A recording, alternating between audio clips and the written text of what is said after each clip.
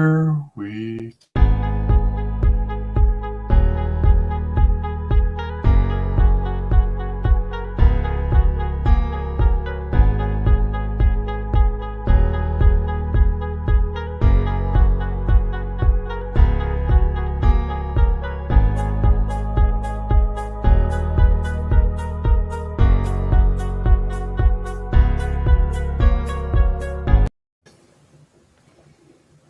final guest that is the only person below White Holiday in the ComicsGate phone book.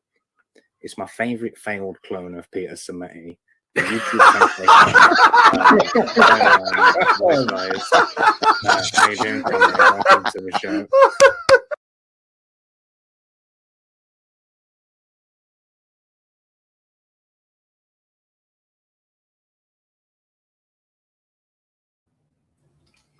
Hello. Welcome to WyzGyz Entertainment. This is your host, Wyman.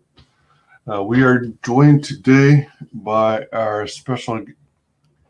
Is it Navoa? Yes. Devoche is the name of my LLC, but my name is Navoa. Devoche. Thank you so much for having me on. It's good to be here. Right on. How's it going today? Good. I had breakfast. It's a good Sunday morning. Oh, fantastic. And how are you doing? I'm doing great. I wanted to apologize for the delay in don't worry about started here. It's kind of off to a rocky start. My fault, of course. No, it's all good, man. We're just chilling. Alrighty. All right. What I gotta know is, so you got a crowdfunded book. Yes, sir. This is I'm pretty new to your title. Oh yeah. And I was wondering if you'd be so kind as to kind of give us an idea what kind of led you up to eventually creating an LLC and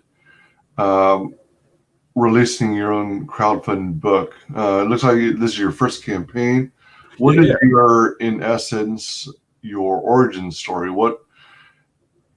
How did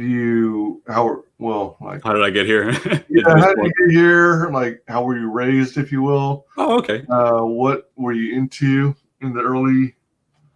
Oh, well, I can go in so many different directions with this.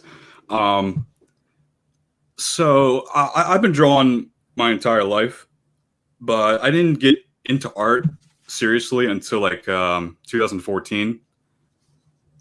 Because up to that point, I was just drawing like stuff like Halo and Metroid.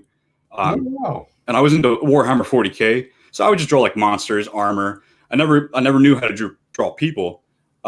And it wasn't until like 6 years ago where I wanted to get into it. So on the weekends, I was trying to teach myself how to draw. Mm-hmm. And in 2018 is when I started Abandon.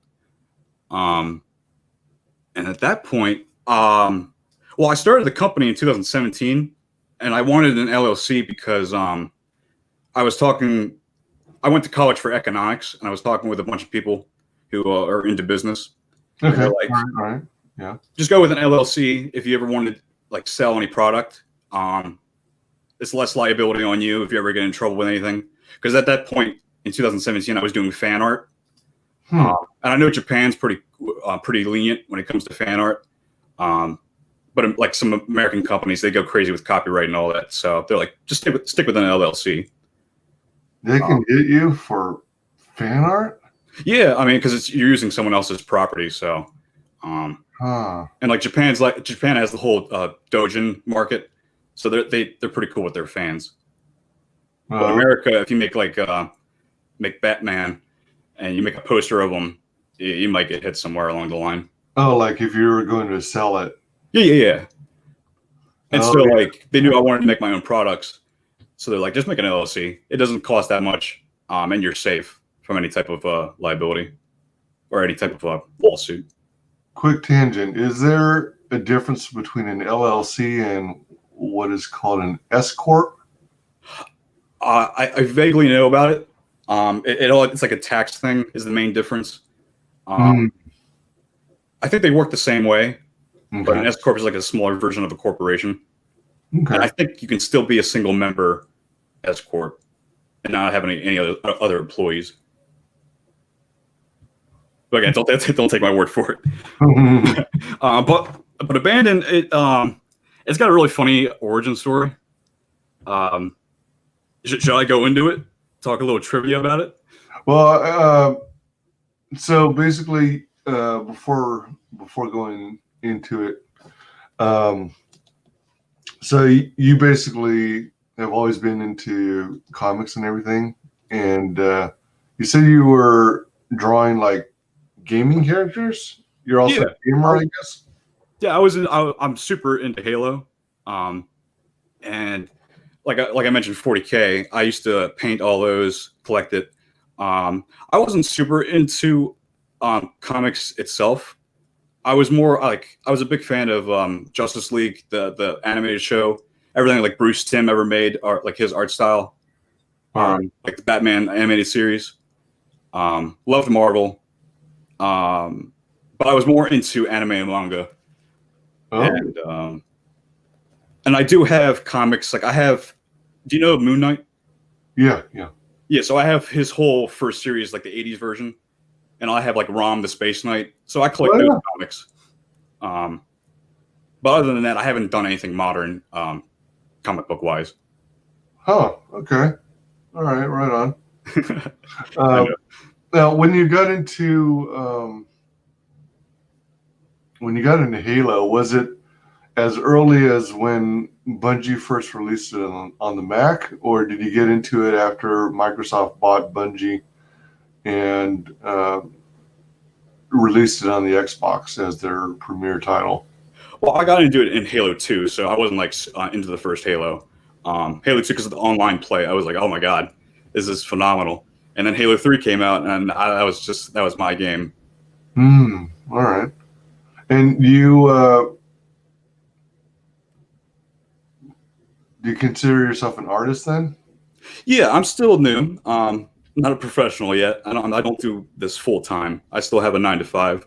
All right. But I would love to change that. You know what I mean? Yeah, sure. And so I this is my first comic. It's my first time writing. In that trailer, that's the first time I animated. That whole thing was made by me. And my brother did the song. And so I'm more of the type of person that jumps into things and asks questions later and learn as I go. So even the campaign itself, it's something new, something I'm learning along the way. And I'm very happy that I've gotten to this point. Sweet. There's so many things I can talk about. Yeah, absolutely. What was the original question? I lost. Oh, well, I was just inquiring as to, whether whether you consider yourself an artist, versus, say, the storyteller, writer, versus a letterer, versus a colorist. Yeah, well, I do everything. But yeah, I would just, if I put one word into it, I would label myself as just like the artist. Okay. I'm still, my writing can get better. Everything can get better. But right now, I want to, just focus on getting my art better. Oh, sure, absolutely. So you were about to go into what the origin of Abandon was. Like, how long has this been like stewing in your mind before you finally had enough information or had enough material to conceptualize it and bring it into reality? Not very long. To be honest, I started working on this 2 years ago. So in 2018, early 2018 is when I started writing it. Mm-hmm. And I didn't start drawing it until late 2018. I think it was like September is when I started. And then I finished chapter 1 in 2019. And then chapter 2, I started working last November and released it in February. I have a whole timeline on my website or like when I released them.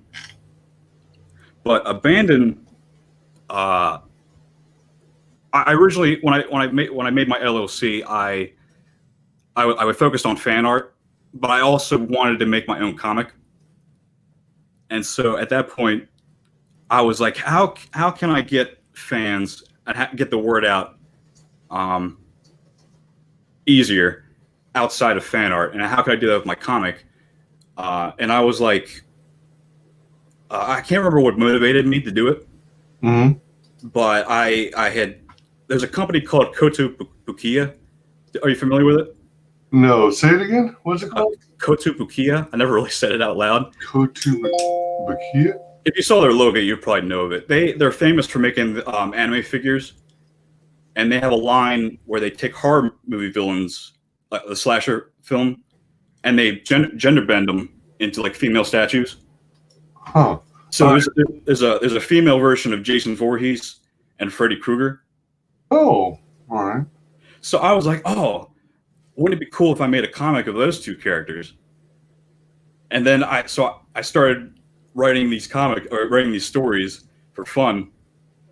But then I realized, oh, Warner Brothers, like, they own them, and they probably would get mad if I made a story about them and put it out there on the internet. But I didn't want to get rid of my stories that I had, the chapters I had written.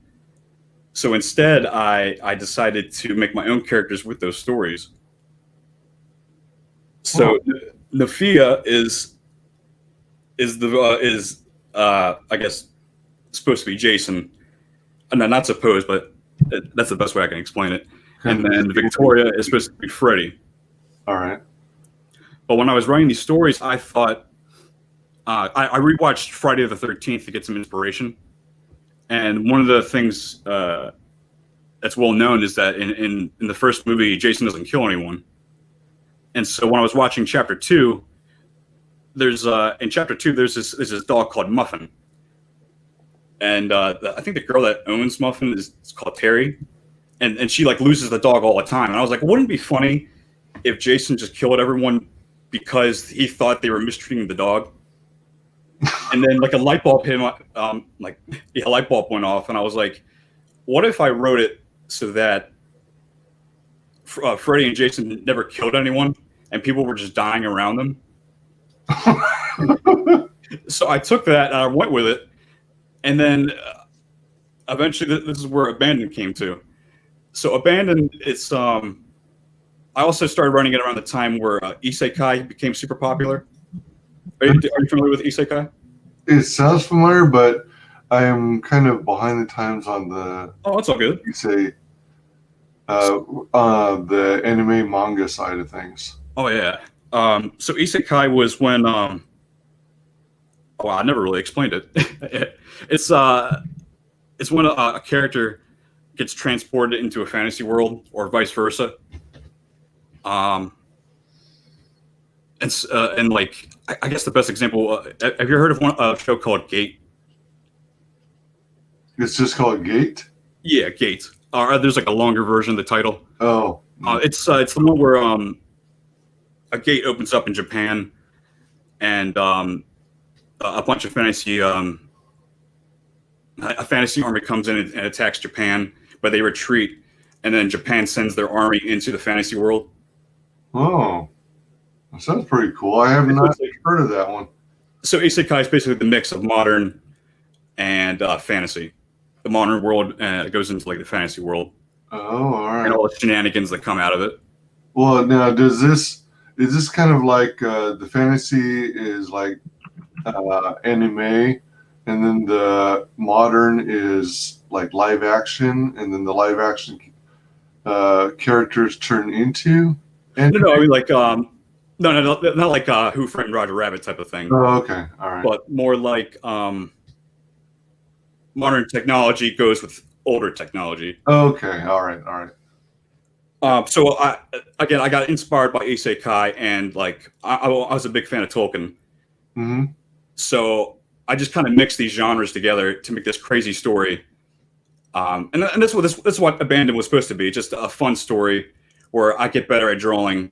It wasn't meant to be anything serious, but I wanted to get better as an artist, and you can't get better until you actually, put your foot forward. Mm-hmm. And artists can't be afraid to put their stuff out there. I mean, that's how you grow. That's how you get better. Mm-hmm. Getting out of your comfort zone. And so Abandon was supposed to be that first step forward. All right. So yeah, I'm a big fan of horror, a big fan of fantasy, and so I kind of wanted to mix those elements into my own story. Cool. And it sounds like Friday the 13th and Nightmare on Elm Street are among your favorites. Oh yeah, I love them because this might sound bad, but my mom, she used to let me watch anything, play anything, as long as I got good grades, and I knew there was a difference between fiction and reality. Mm. Yeah, a lot of my childhood was much like that too. It's pretty awesome. But Abandoning Your Wings is not like a direct translation from Freddy versus Jason, is it? No. It's just the reason I brought that up was because there's when I was writing, when I was inspired by the gender bended version of those two characters, I kept a lot of the elements of that. So like Nafia and Victoria, my two characters, they go through this world and they're kind of like anti-heroes where all this chaos is happening around them and they're just going with it. And so like a lot of people are going to end up dying along the way, but it's not their fault. And like, it just keeps getting worse. And then the bounties, the bounties keep getting higher. Like I think like One Piece does it too, where Luffy's his bounty keeps going higher every time he does something. All right, cool. I want to take a moment to welcome. Where'd you go, Daniel? Thanks for hopping in. And speaking of hopping, welcome Joe Frago. Joe. I didn't know you guys had set a date for the show. Well, glad to see you got one worked out, though. Yeah, I didn't get everything. Joe, thank you so much. Until late this morning. I was literally up until what? I didn't go to bed until 5 or 5:30 this morning. Oh wow, yeah. That's what what I do. You too? Yeah, the life of an artist, man. You only get like 2 hours of sleep some nights. Oh man. Well, yeah, and that's on top of your regular 9 to 5. Exactly. Yeah. Yeah. My shifts are like 10 hours too, so it's like it's killer. Oh, you mean commute? It takes me like 30 minutes to get work, but my shifts are 10 hours. So all right. You got damn. Yeah, so by the time I get back home, I'm exhausted and I go right to bed. Oh yeah. And on the weekends, I draw when I can, and I'm like, I just want to stay up. Does that also mean you get? Is it a 10x4 schedule where you get 3 days off each week? Yes. All right. Yeah. But like that first day off, I just sleep. Oh yeah. So I had to stand on my feet all day, so it's like, I can imagine. Yep. But I don't have. I mean, you have more of a legit excuse. I hopped onto a stream unexpectedly late at night, and I ended up there for 5.5 hours. Oh wow! So I got to join the panel, and we were just BSing about everything. Oh, that's awesome. Yeah, it was a lot of fun. But I knew I had to stand my ground and step away so I can get some sleep squeezed in. That's good. I'm glad to hear it. Let's see here. Let's check out this trailer, shall we? Oh yeah, the trailer.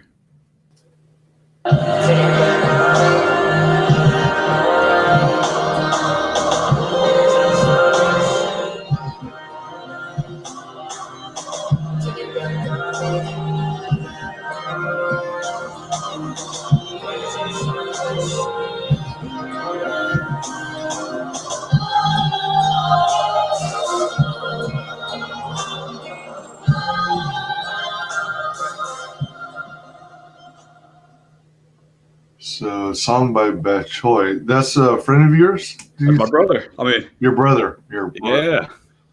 So, Oh, sorry. Yeah, go ahead. no, you're good. Go ahead.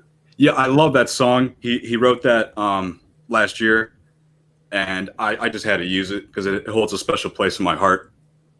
Oh, sweet. That's pretty cool that your brother was able to contribute to the campaign. Mm-hmm. So, all right.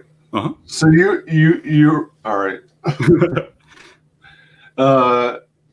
The pitch for the book is this protagonist who goes about life, but they find everyone around him is suddenly dying. Maybe I explained it a little badly when I mentioned Freddy and Jason, but so my two characters, Nafia and Victoria. Victoria's the first character you meet. All right. She has a bounty placed on her head. Okay. And so you go into the story not knowing what's going on, but she's being chased in chapter 1. And so Nafia ends up saving her, and they form this bond, and they go around the world trying to solve trying to find some sanctuary, because bounty hunters are after them at all times. And so sorry, I lost my train of thought. I'm trying to explain the story without spoiling it. Oh, all right. All right. That's the thing. And so like Nafia, she's the fighter, and there's both a language barrier and a cultural barrier between her and Victoria. Okay. Which causes problems along the way when they start meeting people. All right. And so you go into the story not knowing if Victoria and Nafia are the good guys or the bad. Huh. And that's why I kind of call them maybe anti-heroes. All right. Depending on your perspective of how you see them. Does that make sense? Okay. Yeah, I'm starting to get it. They seek sanctuary, but only find pandemonium. So like Victoria, since she's got the bounty, she's trying to cross the continent to get away from the bounty hunters, and she's also at the same time trying to get Nafia back home and find her home, because in chapter 1 she's magically sprung into in Victoria's life. Okay. All right. All right. So I'm trying to stay as ambiguous, because I hate when I look at a synopsis of a manga, and like Bleach's synopsis. If you look at it, it kind of explains like the whole first 2 chapters. And I'm like, oh, why should I read the first 2 chapters if I know how it's going to end? But that's how I feel personally. Right. So I try to keep it. Oh, but yes, Abandoned is free to read. It is a webcomic. Yeah, I hear about the your take on not wanting to spoil it. I'm usually that way. Someone shared the thought recently that spoiling it isn't necessarily not necessarily a bad thing. I mean, if you say basically what the big picture of the story is, and even if it goes a little bit into spoiler territory, ultimately, if it catches the attention of someone and it sounds like something that's up their alley, then they're going to want to back the book, and they'll exactly. It's like they'll go for it anyway, because they're still buying into how you're going to execute, and what the characters go through till it meets the satisfying conclusion. So some people feel that it's not necessarily a bad thing to spoil. I'm still kind of up in the air. I'm on the fence. But the way I see it is, when I'm going to back it, and by the time, if I like what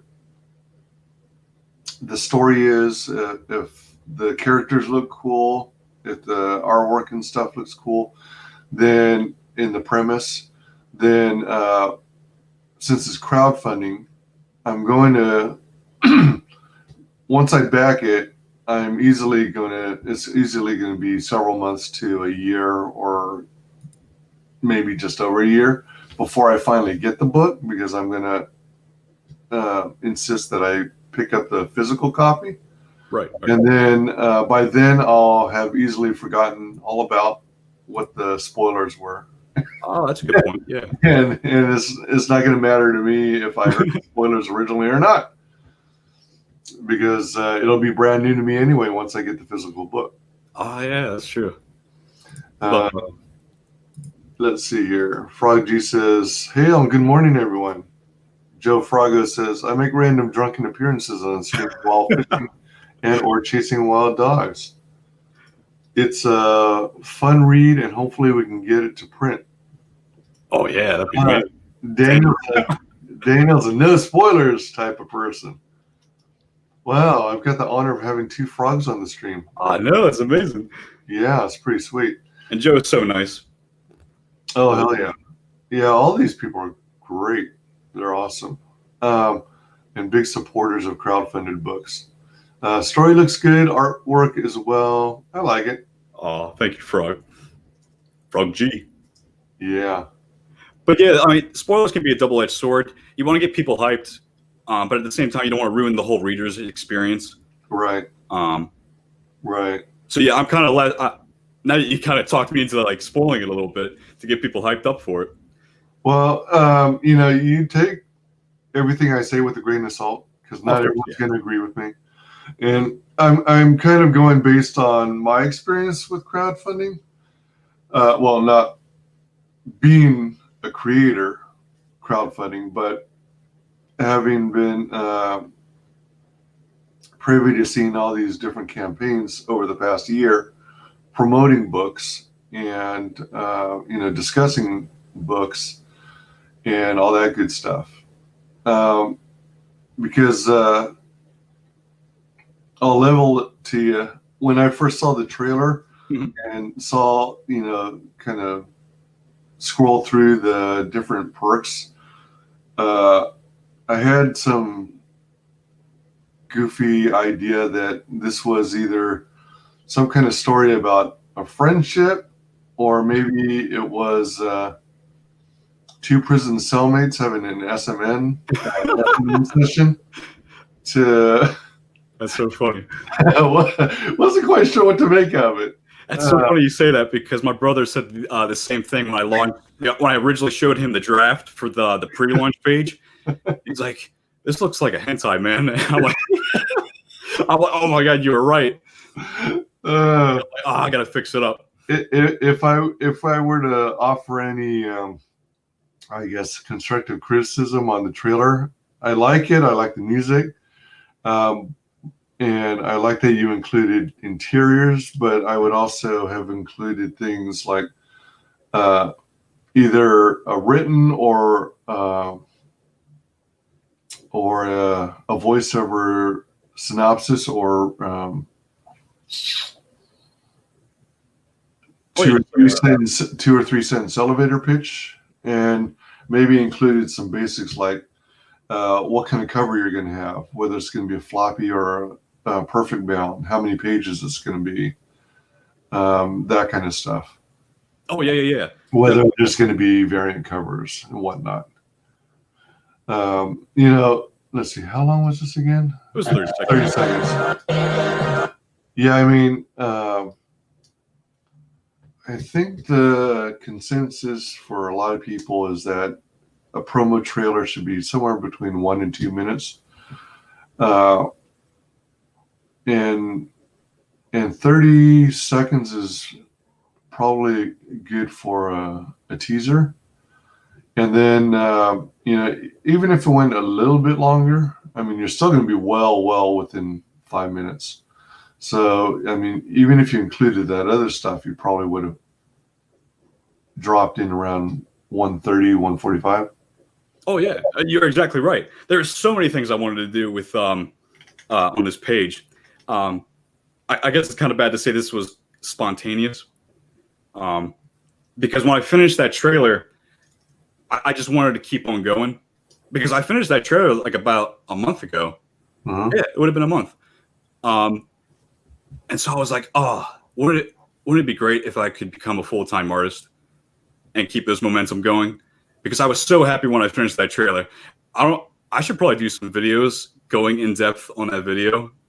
It may not look like a lot of work, but I spent like over 400 hours on that trailer. Mm. And Yeah, so, people don't realize how long animation takes. I know, and like I rewatch it, I'm like, man, that took me that long to make. I mean, it may not seem like it, but it's like, oh. Is it one of those things where you, during the creation of it, you actually kept a log of how much time you spent working on it, and then you, as soon as you were done for the day or the session, you put a clock out time, and then No, unfortunately not. Clock in again? I wish I did, but I just I did a random like, oh, it took me this many days, and I spent, I think I spent this many days on each day, and yeah, it would have been like over 400 hours. Yeah, I mean, I do hand drawings and portraits and stuff, and I a lot of my stuff, well, some of my stuff is more or less copying from photographs and enlarging onto paper, and I often, well, on average, it takes me like 4 hours to complete one. Oh wow! So I do make a point somewhere, putting a note of when I started, when I know I'm gonna work on completing a piece, and then put the end time, and then I calculate it out to see how long I took. Oh, that's awesome. Do you have a gallery up? Just for giggles. No, I don't have a. I opened up an ArtStation account, but I haven't uploaded anything to it. Everything I have is in notebooks, and some of the stuff that I really want to share is based on real people I knew or I know, and I'm not sure if they'd feel funny if I had their representation online. One of them said they didn't want the stuff shared, even though she really liked it.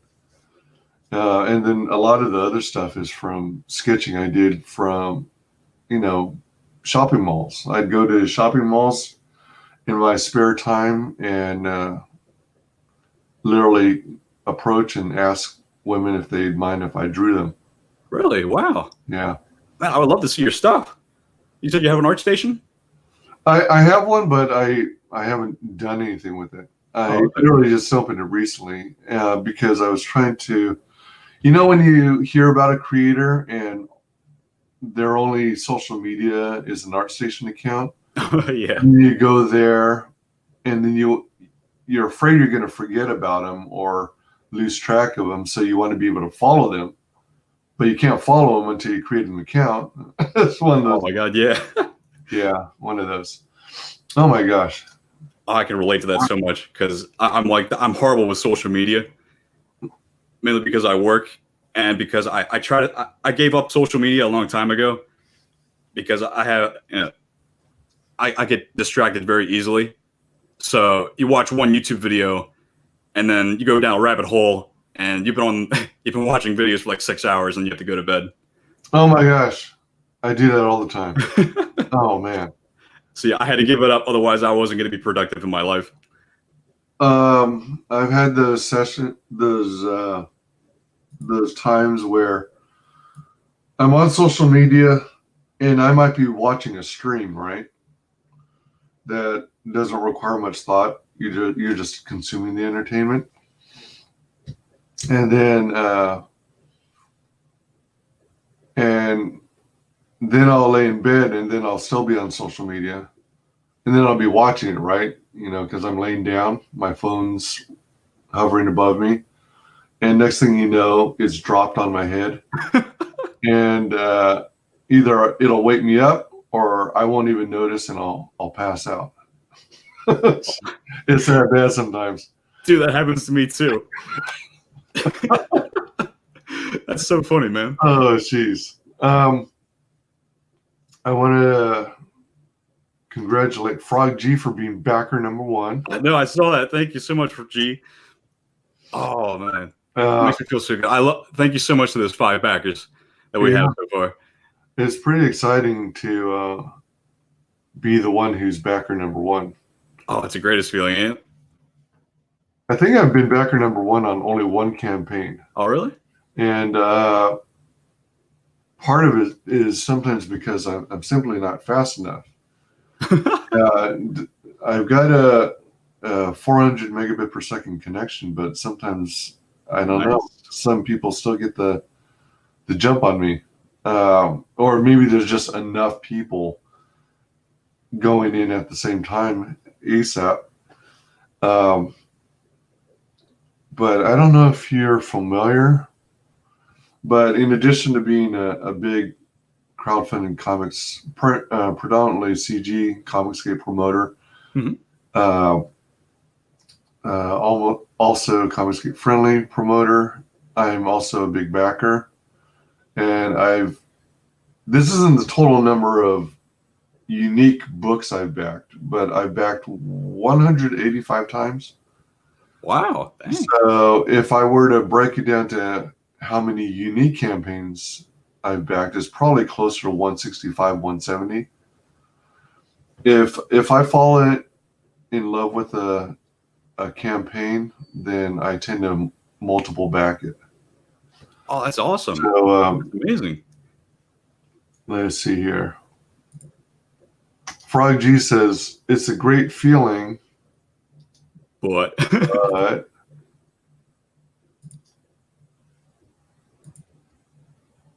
building up the suspense. Yeah.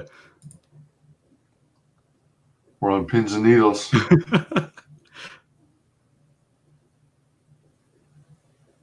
I got a sneak peek of the chat. Oh yeah. The thing, I'm in StreamYard, so I'm relying on this. And then meanwhile, YouTube posts first, and then I think it's because that's where the direction the chat's coming from. Yeah. And then it has to synchronize with StreamYard. So that's why you see it on YouTube before you see it on StreamYard. Mm-hmm. A better feeling is when you help a project reach its goal. Oh, hell yeah. Exactly. I mean, strangely enough, that's the whole reason I even started a YouTube channel. I started seeing all these campaigns go unfunded, and I'm looking at the specs, I'm looking at the artwork, I'm looking at the trailers, and I'm like, what the hell? How did this not get funded? I mean, it's one of the major reasons I even started a promotional channel, because I wanted to somehow do my part to prevent, worthy campaigns from getting funded. And you're amazing, man. You're doing God's work, man. Thank you so much. So this is literally your first crowdfunding campaign, at least through Indiegogo. Did you do anything through Kickstarter? No. I mean, I have this love-hate relationship with Kickstarter, because the very first project I backed on there, the creator kind of cut on their promises. They fulfilled it, but they said they couldn't get the things that the backers wanted. Oh no! So they gave like half refunds back, but they still fulfilled. You know what I mean? Oh, what kind of campaign was it? Was it a comic book? Was it a video game? Was it something else? It was called Under the Dog. It was we have this convention in Baltimore where we used to have one called Otakon. Otakon. And so I went to a lot of them, and they promoted the project there. And so they made their own anime.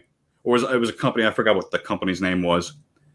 They made the project, and they said that if you backed a certain tier, you get all this cool stuff.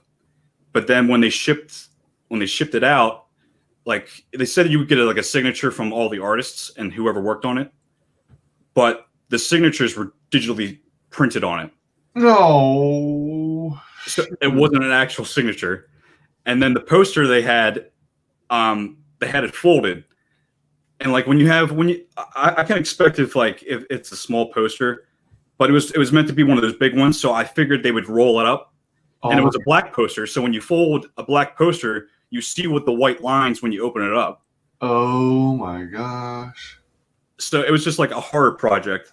Wow. How big was the poster when you unfolded it? Was it like a 24 by 36 movie poster? I think it was a little smaller than the like American movie posters. I forgot what the size was. All right. Wow. Yeah. I was so disappointed. On folded posters, yeah, I can understand if you fold it in quarters. Yeah, so it fits in the size of like a Gemini mailer with a standard book or graphic novel. But anything larger than that, I would expect it to be rolled in a cube. Like if a pinup poster, like you rip out of a magazine, I would expect that, but that's not how they advertised it or how they showed it. So yeah, I was a little disappointed with that. Oh man, that's sad. Because I'm a big poster collector. Yeah, I just really wanted one to hang up on my wall. Yeah, I don't know if you can tell, but in my background, I've got. Let me take this off. Actually, I'll just do it this way. I see a Wonder Woman, right? Yeah. Super Nice. Girl, Guardians of the Galaxy. So you can definitely relate to me. Rogue One, Moana, Breakfast at Tiffany's, Beauty and the Beast, all 4 Star Wars movies. Hey, there we go. OG. Yeah, so I really dig the 24 by 36 size movie posters. That's my preference. But yeah, I don't have any grief against Kickstarter. But it's like you can't stop thinking about it when you get burned like that. Yeah, it leaves a bad taste in your mouth. Joe Frago says, since my ban, I've been less efficient, but I've always loved finding and promoting fun projects. Yeah. Oh, since his ban, what happened? Oh, he does lots of memes, and he stands up for himself. And SJWs or social justice warriors view that as wrongthink. He isn't complying and joining the sheeple. Oh, of course, they always do that. Yeah, so they try to cancel him, and Twitter says no, and slaps him on the wrist. Joe Frago says most of us have been burned at some point in crowdfunding. It's a risk with crowdfunding that we have adapted to. It's why live streams and interviews are such an important to ease backer tensions. Yeah, that's exactly right. But you would think with Under the Dog, since it was with a lot of popular Japanese animators and directors, we went, and it was at Otakon, popular convention. We went in thinking, oh, it's guaranteed. It's gonna be amazing. We backed pretty early on, but things happen. Frog G says, can confirm some campaigns I've backed did not deliver. Yeah, that's something I have to go through and actually sit down and take the time to review everything I backed. And 180 projects, you said? 185. Oh wow, that's a lot. And, how many haven't been fulfilled yet? Like a rough estimate. I don't know. I really don't know. I have. Oh shit! Hold on. Let me see something. Because I would get paranoid, not knowing what's been delivered or what hasn't. Well, that's why I have to get off my ass and actually do it. Do you see that? Oh wow! Giant bin. That's all comics? That's all comics. It's posters, collector coins. Hey, is that Cyberfrog up top? Yep. Hey, there we go. Collector coins, pins, buttons, stickers, patches.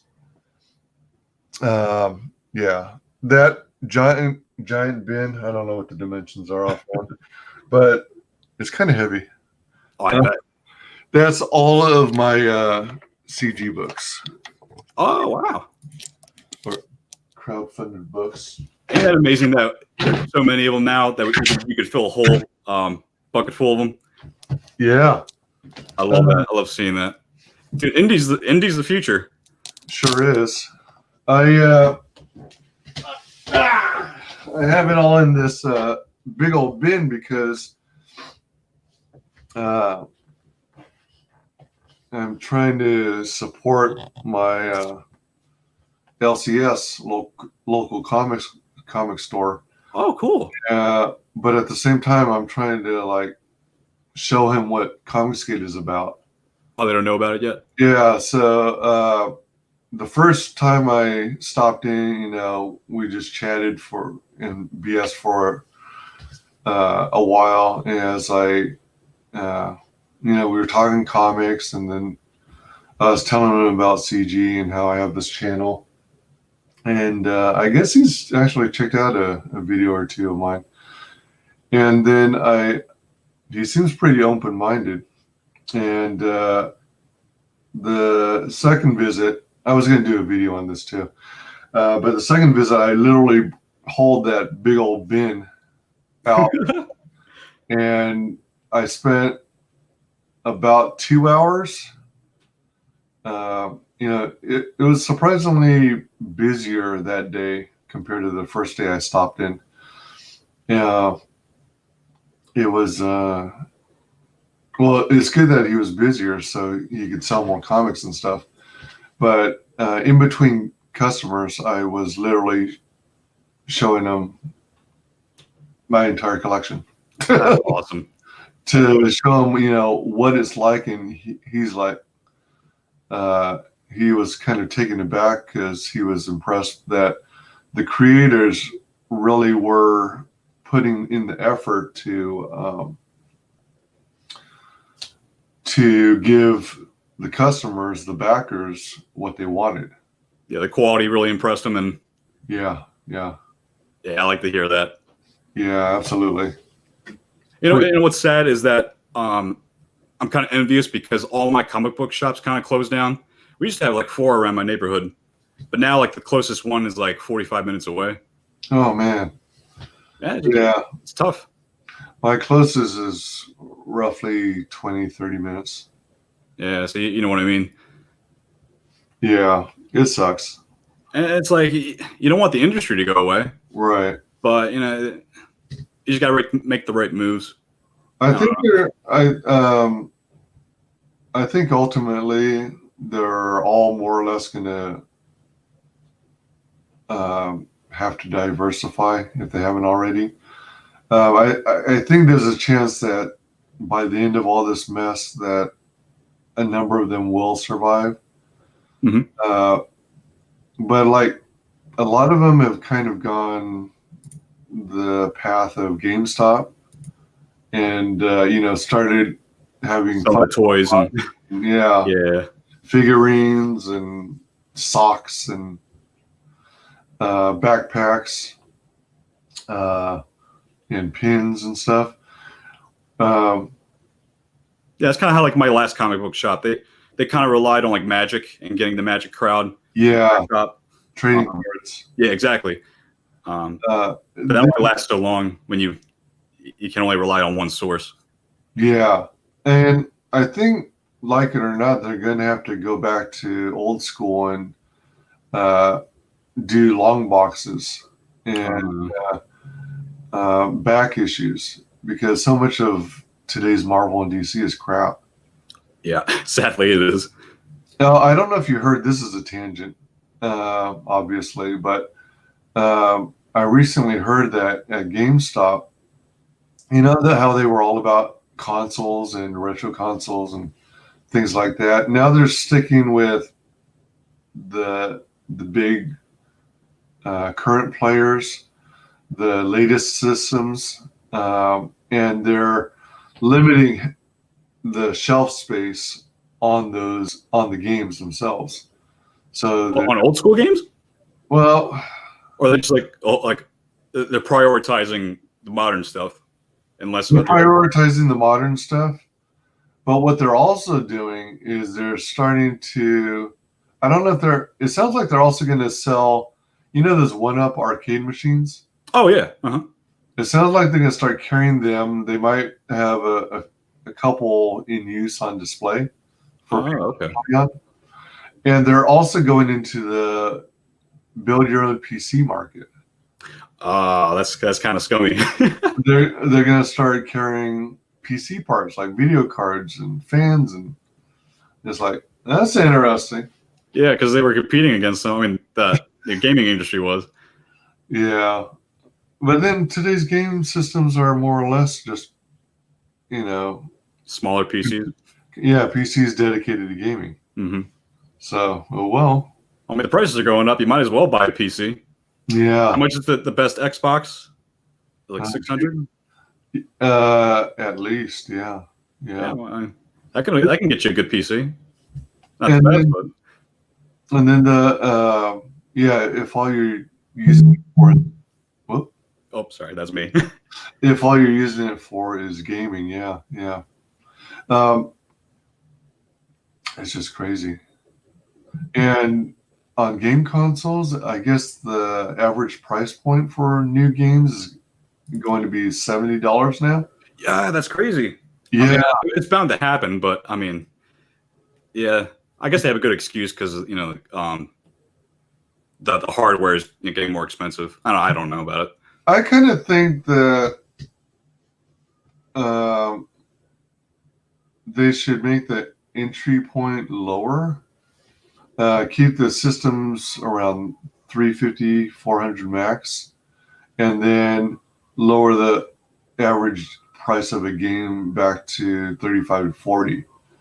So if you have a lower entry rate, I think they can make up the money or the quote unquote losses by selling higher quantities, higher volume. Okay, yeah. Is that price increase only on AAA games, or are they doing it with all of them? I'm not certain. I was under the impression it was all games. Okay.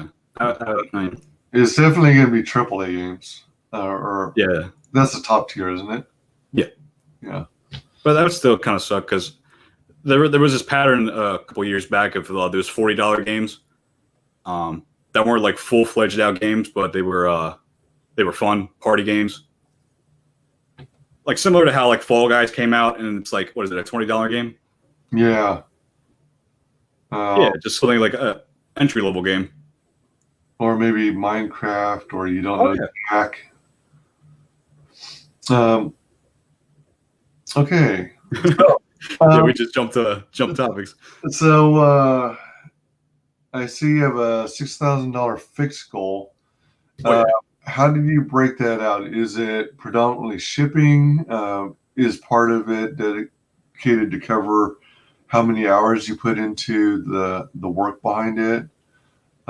Is it the cost of materials?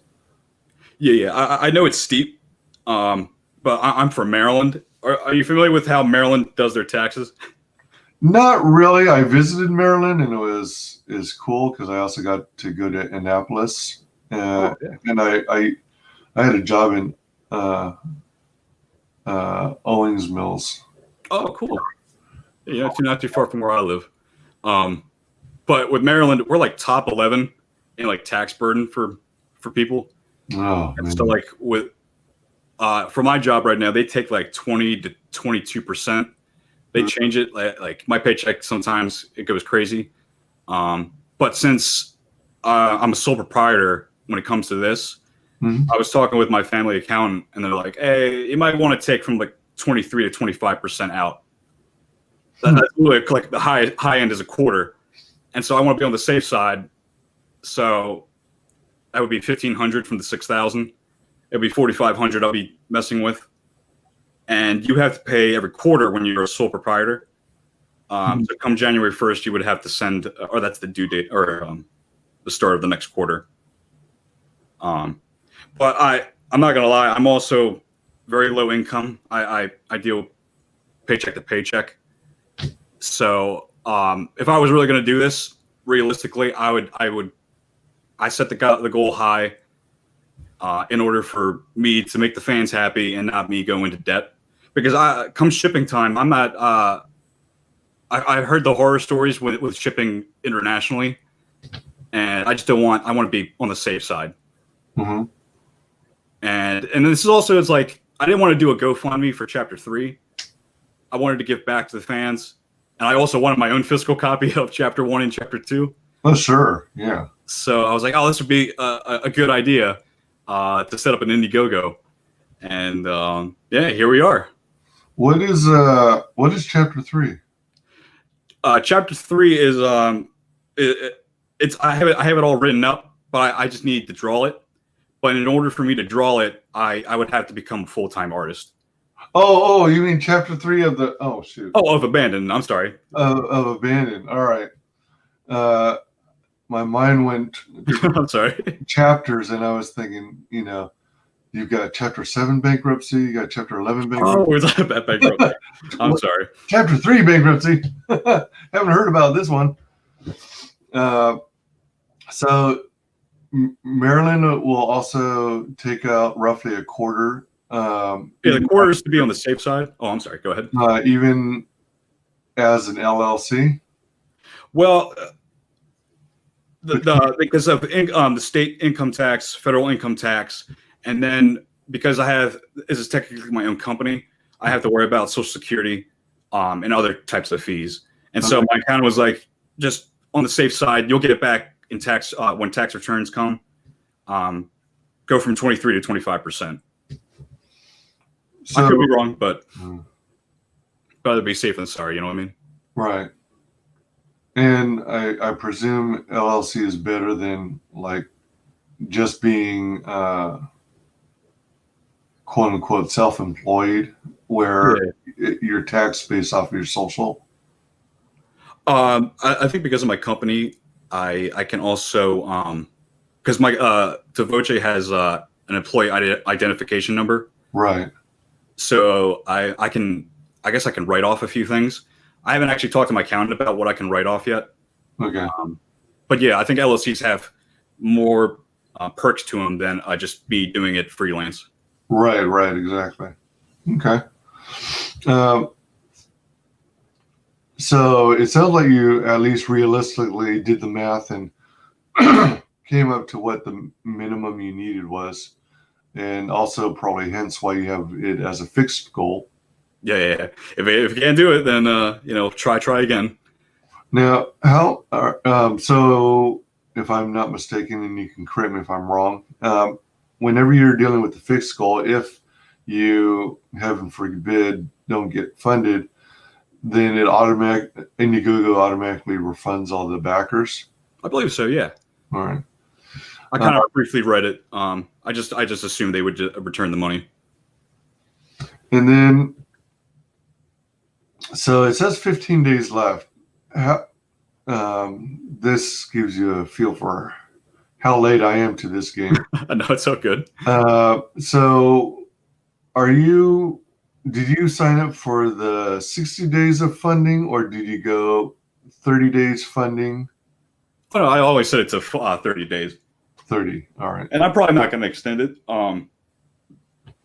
because I have some alternatives, not outside of Kickstarter. But again, it's not a race; it's a marathon. I think we can still make it. But yeah, 2 weeks can go by pretty quickly. So I'm sorry, my puppy's like right here. Stop. I have a little Yorkshire Terrier that goes crazy when she hears noise. Will you stop? What were we talking about? Is this the first 30 days or the second 30 days of funding? Oh, the first 30 days. It's only been 15 days so far since I started. All right, good. All right, because we need the time to build up, hit that goal. We're going to make it, chat. We're going to make it. So you definitely are going to go to a second 30 days of funding, right? I'm not sure yet. Like I said, I have some alternatives. But we'll see. We'll see what happens. Okay. I'm planning on doing. I'm working on a YouTube video right now, All right. and I'm also going to try to get either Twitch or YouTube live streams going. Okay. All right. All right. But again, I'm gonna jump first, ask questions later, Okay. and learn as I go along. The reason I'm asking is because if you've already got alternatives at the ready, and I mean, it's good to have, you know, backup plans and all that stuff, but if you're already looking at alternatives and you're not sure if you're gonna go a second 30 days of funding, then it could potentially make one wonder, well, if you've got alternatives and you might only close at the end of 30 days, then is it worth backing? Oh no, it's definitely worth backing because those covers. This is the thing with my art. Like I always look back and I'm like, oh my god, that looks horrible because I've been improving so quickly. So once if this campaign ends, those covers are gone. But I'm definitely gonna to the 5 backers. Like if I become rich, I'm gonna be taking care of them. You know, I'll be giving them what they want. Right. But yeah, I say alternatives because I always set up backup plans so I don't fail. Right. You know, because like I said, I'm low income, so I'm used to being on the wary side of things. Yeah. So that I don't go homeless. Oh yeah, of course. Yeah, you don't want that. But yeah, I'm not trying to discourage anyone that sees, oh my God, he's only got 3%. No, I'm super happy with that because, again, I've been working nonstop. I haven't really had time to promote it. But now we're coming close to the end. I'm getting more anxious, getting more excited. So then now it's time to give 110%. You know what I'm saying? Yeah, I'm probably not. Well, I'm not the best at explaining things. But the angle I was approaching it is like if you're already more than comfortable going with the backup plans, then how do I say it? Are you saying like it's like the backup plan might have more priority about getting funded within the first 30. I see. Yeah, I'm more content. Like, if it happens. Yeah. No, I mean, it would really suck if we couldn't make it. But I'm just saying, like, I have different paths, and if God leads me down another path, then I'll take it. I mean, gotcha. You got to do. I got to do what I got to do. You know what I'm saying? Yeah, right on. But yeah, I don't want anyone to feel like, oh, he's not gonna, he's trying to jip us anyway. And not so much even jip you, but like almost like you might not have the faith that it's going to get funded, and so I have complete faith. So that people will go, well, if I back it now, then it might not get funded because he's probably gonna just go straight to his backup plan. No, I completely understand. And yeah, I'm pretty bad at expressing my feelings, especially with my monotone voice. But yeah, I super appreciate the backer so far, and I know we can do it. But yeah, it's just I don't know how to explain my feelings. I'm sorry. No, you're good. You're good. Like talking with you and Joe. I love you guys. You guys are amazing. You make me feel better every time I see your messages. When I see Tampa and there's one other person I see on Twitter. I don't go on Twitter very often, but when I see him, it just makes me so happy to know that people are actually reading my stuff. Yeah, absolutely. What is this about? Abandon Your Wings is free. Right. So when I started it, I started as a webcomic, and as like tradition, webcomics are free to read, like webtoons and tapas. I think that's what the other one's called. Oh, I thought people were starting to monetize it. I think they do. I think they put ads on it. But I would never want to ruin the viewer's experience by throwing an ad on the side. Uh-huh. So there's no ads on my website. And yeah, that was kind of my golden rule going into it. That I would want all my stories and all my art to be free to look at. Yeah. Out of curiosity, the chapter 2 is half the size of chapter 1. Did you were you like strapped for time when you were composing chapter 2 and figured, let's cut it early. I've got enough of a story to cover the second chapter, and I'll just move on to the third chapter. No. Well, chapter 1 was supposed to be the big bang. It was supposed to Lay the groundwork. Yeah, lay the groundwork. And from then on, every chapter is supposed to be like 20 to 24 pages. Because I want to get good enough where I could do one chapter a month. And so that's like, I would try to get to the point where I could do a page a day. And then have like a week where I could focus on whatever at the end of the month. All right. So it's sort of like with the TV series where your very first episode is a special 2-hour episode. Exactly. Yeah, like that. And every subsequent one is like an hour or half an hour each. Yeah. I would love to make it as long as possible, but realistically, at my skill level, that's what I can do. So both of these chapters are actually available online right now. Yes, sir. Oh, cool. No login, no ads, no hassle. Read from left to right. Okay, for American audiences. Yeah, since it's like manga style, I don't want people to assume, oh my god, like go in the opposite direction. I do that all the time with like Korean comics that look like manga. I'm like, oh wait, I'm going. I gotta go the other way. Right. I mean, it's not too big an adjustment, really. I mean, it's easy to, get used to. But yeah, I wouldn't realize until like 4 pages in. I'm like, oh, I gotta go back and. Why is everyone going backwards? Let's see here. But see, it looks like they're the bestest of friends. But they're supposed to be like sisters, where they butt heads all the time. All right. At the end of the day, they forgive each other, and they stick it through thick and thin. Cool. Let's see here. Get the webcomic out of hiatus by giving you all the fans physical copy of chapter 1. All future chapters of it will be free as well. Chapter 3 is ready to be made. With your help and support, chapter 3 can come out in a couple of months instead of a couple of years. Yeah, because like I said, it takes me forever. When I started chapter 1, it took me a year to get chapter 1 done. But then I started getting better. And so when I worked on chapter 2, it took me like 2 to 3 days to get 1 page done. But when I finished the animation and I worked on one of the banners for the pre-launch, it only took me a day to do that. And I was like, oh my God. And I didn't realize I was getting faster at drawing.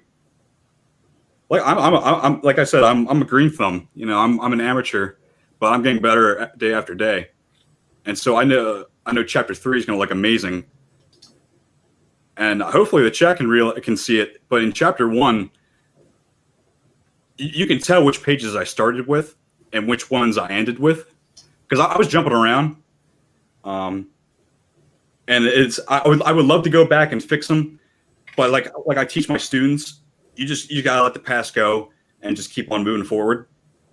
Because if you keep wanting to be perfect, you're not going to get anywhere. I mean, you'd be working on the same painting, the same drawing, nonstop, and you'll never be happy with it. Are you a digital artist? Yes, sir. Right. I love using screen tones and the black and white. I know that deters some people, but again, I grew up with manga, and I love the feel of it. Oh, another funny thing. Since we got to this page, when I started working on Abandon, I didn't know how to draw male characters, because up until that point, I only drew female characters for fan art. So again, I was learning as I went along, and so maybe this would be some motivation for any future artists out there. You don't be afraid of putting yourself out there. I didn't know how to do scenery. I didn't know how to do action scenes. I didn't know how to draw male characters or weapons, but I learned as I went along. And so you can see the difference between chapter 1 and chapter 2. And maybe you can see the progression in some of these pages from chapter 1. Again, because there's like 48 pages.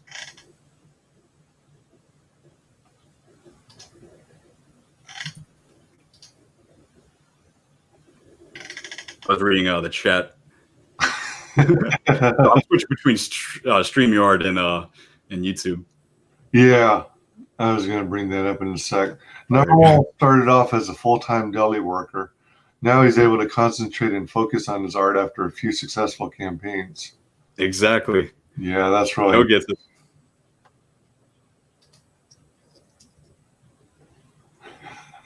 And I'm trying. I'm cracking up at the little sad rain cloud. Yeah, I love it in manga how they do like their own like separate picture, separate from the story, for the chapter intro. Looks like a little thing from a video game, Nintendo video game.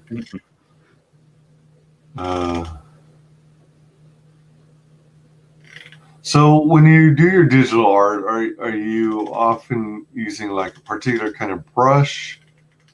That's interesting because I use Clip Studio, and all right. Oh, you're familiar with it? It was originally called, I think, Manga Studio, and I think before that it had another name. Yeah, they've gone through a bunch of transitions. But now it's Clip Studio, and it's used by a lot of people who are into manga.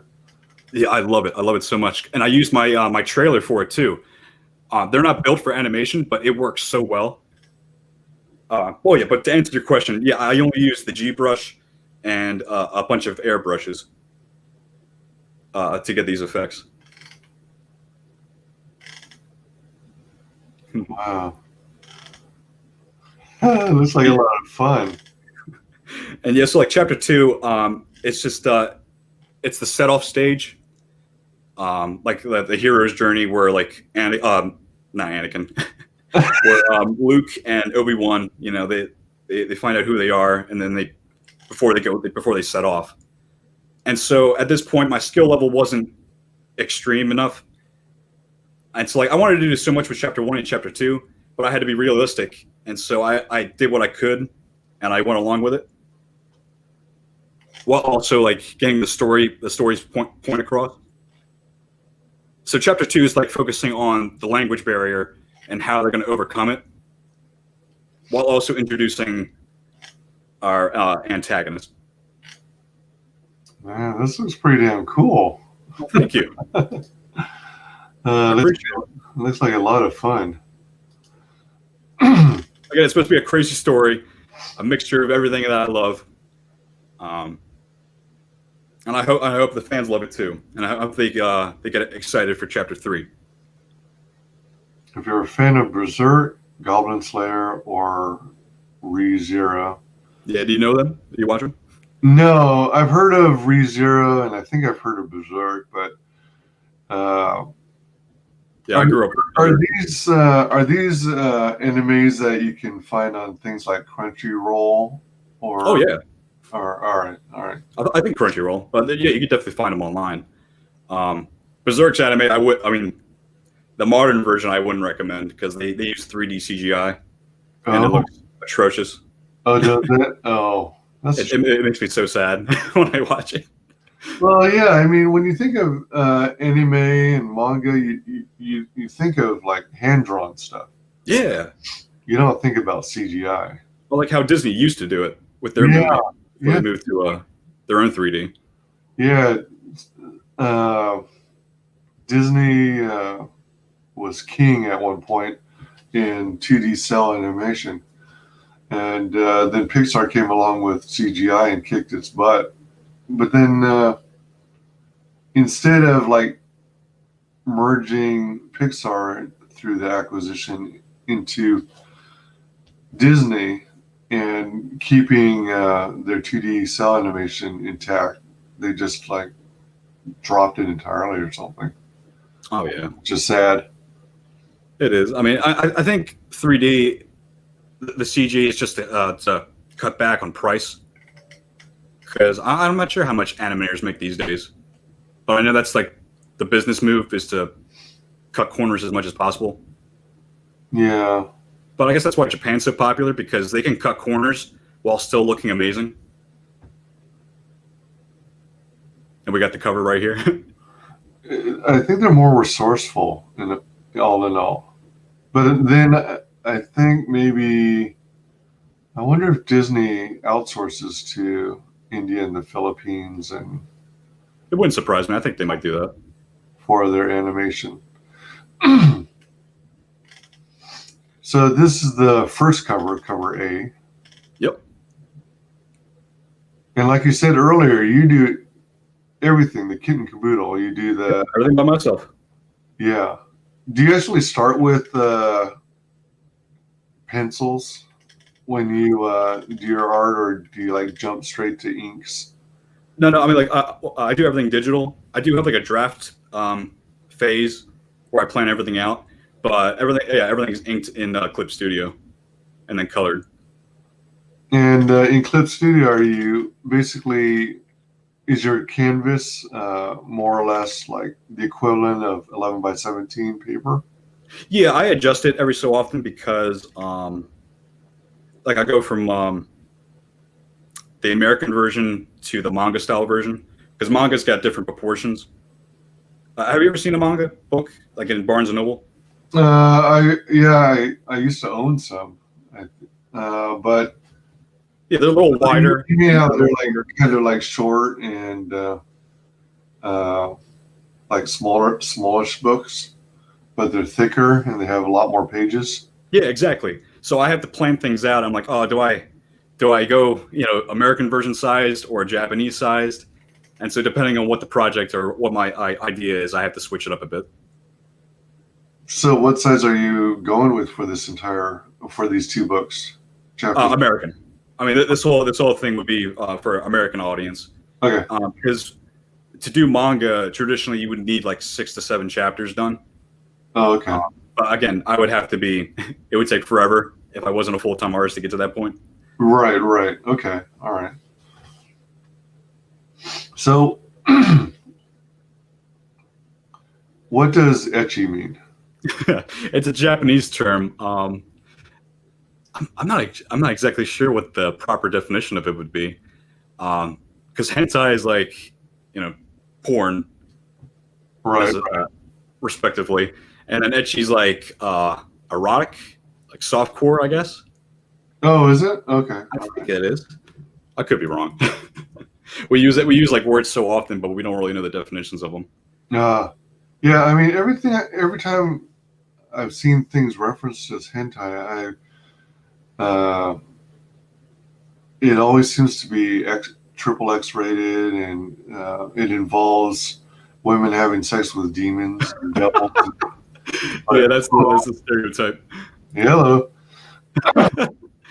Because I think wasn't the tentacle thing supposed to be like a way around censorship? Tentacle porn. I guess. But yeah, ecchi's like, I think I looked it up. Characterized by light, playful sexual themes and imagery. So it's not full on, and it's just like it can get around censorship, I guess. Okay. But not full blown hentai. All right. Yeah, they're the popular ones. Berserk is even popular amongst Western comic fans because of the line art. Okay. Yeah, it's spectacular, and it really is amazing. Hey, Eric. Hey, Eric McIntyre, welcome. What is your main? My waifu, yeah. What's your main waifu, and what show?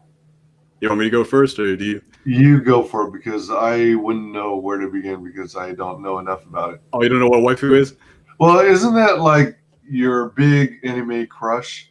Yeah, that's it. Yeah, I don't know enough. I've been out of the manga anime thing for many years, so it would be weird to say what Kiki from Kiki's Delivery Service, Yeah. or Toro. Totoro. I don't know. Yeah, I feel it. I understand. Yeah, if you, I mean, so it's like, yeah, flip flop, either comics or manga sometimes, and they don't really blend in. But to answer Joe, my waifu is Milia Rage. Are you familiar with Guilty Gear? No, I've heard of it though. Yeah, it's a Japanese fighting game like Street Fighter. Oh, okay. All I right. love Guilty Gear, and Milia is my go-to. She's my main character. And what my favorite show is, probably Code Geass. It's what got me into what is modern day like anime, because I wasn't like super into anime manga, All right. because I wasn't like familiar with the whole Japanese culture. Okay. I was a dumb kid. I thought everything came from Hollywood. Oh.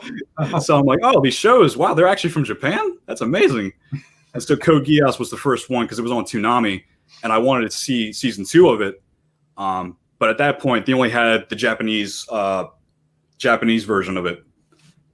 But that was the starting point. That's what got me hooked. I don't know if it's really. I guess it sort of falls in anime and manga, but I guess I could also say Bulma from Dragon Ball. Hey, Bulma. Yeah, that's a classic. Boobs. Ecchi means pretty much playfully sexy, I think. Oh, there we go. Joe's got it. So Ecchi equals Joe Frago. Sorry, Joe. There's also Saya from Battle Maiden Knucklebomb. Oh yeah, Yeah, Battle Maiden. that's true. Yeah, ComicsGate's got it right. We got our waifus there. Yeah, there was a. Oh man, what's her name again? Shoot, crap. There's a character that I really dig from. White Cat Comics released a book called Grim Reaper 2. Oh, okay. And they just recently fulfilled. They're working on their next project, Witch Hunter. But Witch Hunter, yeah, I saw that. That looks awesome. yeah, but there's damn it, I keep forgetting her name, but she's pretty hot. And on one of the tiers I backed for their campaign, I got a beach towel of that's awesome. hanging out with them. It's pretty sweet. Oh, you know what? You want to see it? Yeah, let me see it. All right. I'm going to go get it. Ooh, chat, we can have this very seductive moment. Oh, yeah. I think I just remembered her name. I think it's Themis.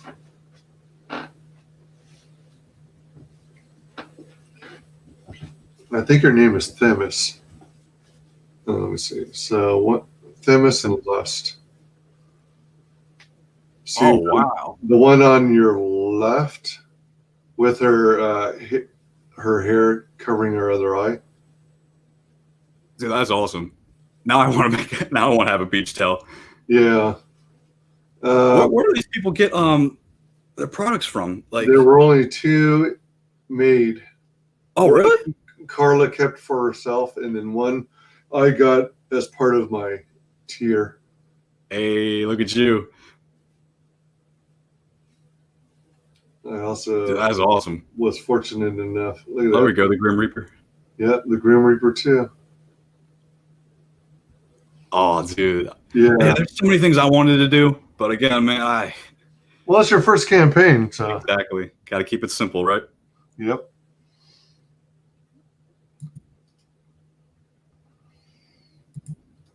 AAT cells. Dang That's straight. Yep. Carla Tornelli. But what I was trying to remember was the name of the character who I really liked from the book, which is Themis. Yeah, there's some really good campaigns out there. Yeah, amazing books. I wish I could support them all. And Oh yeah, you and me both. I need to win the lottery. Oh yeah, that would be amazing. Like yesterday. Oh, Body Pillow, yeah. Body Pillow is legit. Yeah, they want someone to do body pillow cover, mainly Kim Lee. You know what? His art's amazing. I like seeing his stuff. Yeah, Kim is pretty awesome. There was this other property. You know, I'm on the fence about whether or not to back his projects because they actually look kind of cool. Why is that? I think you might have heard of. I think it's Tim Lim. I don't think I've heard of it. But he's got this book called Common America. Common. I think I saw it on Twitter. Yeah, it's a hot looking character. Yeah. I think in his campaign he actually did a body pillow. There you go. That's like it. Yeah, he's got a Kickstarter, right? We're going on right now. I haven't been following him as of late, but he's had some. You feel hesitant about it? Why? Well, because he seems to be anti-CG. Oh, okay. Or he's like in his own branch of indie comics. I'm not even clear as to whether he even considers himself CG or CG friendly. I get you. I mean, some people just like they like to not talk about it and they just focus on their art. And I don't blame them for it. And then there are books that it looks like he does some cool looking stuff, and I like the artwork and stuff. I love this. I just don't know whether I want to, go that route. Yeah. Like another one he has is, I don't remember the name. I think it's Hopper Ops or something like that, where rabbits are like secret agents or something. Like spies or. I think I know what you're talking about. I can't remember the name of it. And then he's also got this other one, something wall, where it's. I don't know if it's like a spoof or parody, in a good way towards Donald Trump, or if it's, Donald Trump, or if it's that's his Twitter name, I think. Yeah, I think that's why that's the first thing that came to mind. Yeah, so that's funny. I don't know if it's a spoof or parody that makes fun of him, or in a good way or in a bad way. Yeah, you can make fun of politics as long as it's funny, right? Yeah, and because of that, I'm hesitant. That's probably about those political jokes. If you miss the mark, you fall hard. Yeah. Common America Volume 2 is off of Kickstarter and on Indiegogo at the moment. Hey, look at that! Yeah. Yeah, and Black Hops. Black Hops. There we go. That makes me think of beer. Oh, yeah, that's cool. I'll look it up. I'll check it out later. I backed that one. It's sitting right next to me. Yeah. Okay, there's so many good indie books out, but you can't read them all at once. Right. Or you can't back them all at once. And it's like you're missing out somewhere along the line, and I feel bad. For about 95% at least, I try to stick exclusively with ComicsGate. Oh, okay. Because I want to see those books succeed. He's doing just fine on his own, his team, and But yeah, I can understand that they separate themselves because as artists we have this problem where the readers sometimes can't separate the art from the artist. Like you can enjoy both. You can hate one, you can hate the other. Yeah. Like Rurouni Kenshin, I guess, is like the best example. He got convicted of I can't remember if it was he got convicted of a crime. I can't remember what exactly it was. But people they're coming after Rurouni Kenshin for it. The book and the characters. I'm like, I can separate the art from the artist. I can still like Rurouni Kenshin and hate the guy. But they correlate the two. They hate him and then they have to hate the book. You know what I'm saying? Right. Yeah. Do you know what Rurouni Kenshin is? I'm sorry? Rurouni Kenshin, the book, the anime. I've heard of it. I don't know anything about it. It's Samurai X is the American title for it. Oh, okay. It's the guy that's on the red-haired samurai with the X on his cheek. You familiar with it? Well, it sounds familiar. Yeah, so much of the stuff I keep hearing about, but I haven't like dove into it. Yeah, it's an old school anime that's on Toonami that I grew up with, like alongside Gundam and Dragon Ball. Oh man, I love Gundam. Yeah, so do I. I haven't seen it though in a while. And I love Macross. Oh, Lin Min Mei. What's that? I love Lin Min Mei from Macross Robotech, and oh shoot, one of the other lead females who had the long blue hair. Or is it? I forget her name, but I think she was what they call Zentradi. Oh, okay. I never saw Macross or Robotech, but apparently Robotech's got a huge community. Because whenever I went to Otakon, which is our Baltimore convention, yeah, or it used to be, they always had a panel, and I'd always see people going into it. I'm like, oh my god, yeah, that's yeah. amazing. I love Robotech. The Macross saga is like it's kind of I guess you might make a parallel to something like Battlestar Galactica, where you have a community town of population on board a ship, and they live their life. Oh, okay, that sounds cool. Space journey, or similar to Star Trek, except it's a massive ship, and their pilots in their Air Force, they pilot these, what are they, F-15 or F-18 type aircraft, and when they're in battle with enemies, they transform into robots. Oh, that's cool. And yeah, The Transformers, but like yeah, more or less. Personality. Yeah, they transform back and forth, and then even their massive super destroyer ship, or it resembles a aircraft carrier, I guess you could say, a space aircraft carrier. It transforms into a gigantic robot too. Nice. So, oh wait, hold on. Yeah, it does. Yeah, I could definitely get into a mech anime. For a second, I was almost gonna confuse it with Star Blazers, which is another fun show. Oh, okay. Let me see here. Where was I? Yeah, so Frog G back, Common America, right on.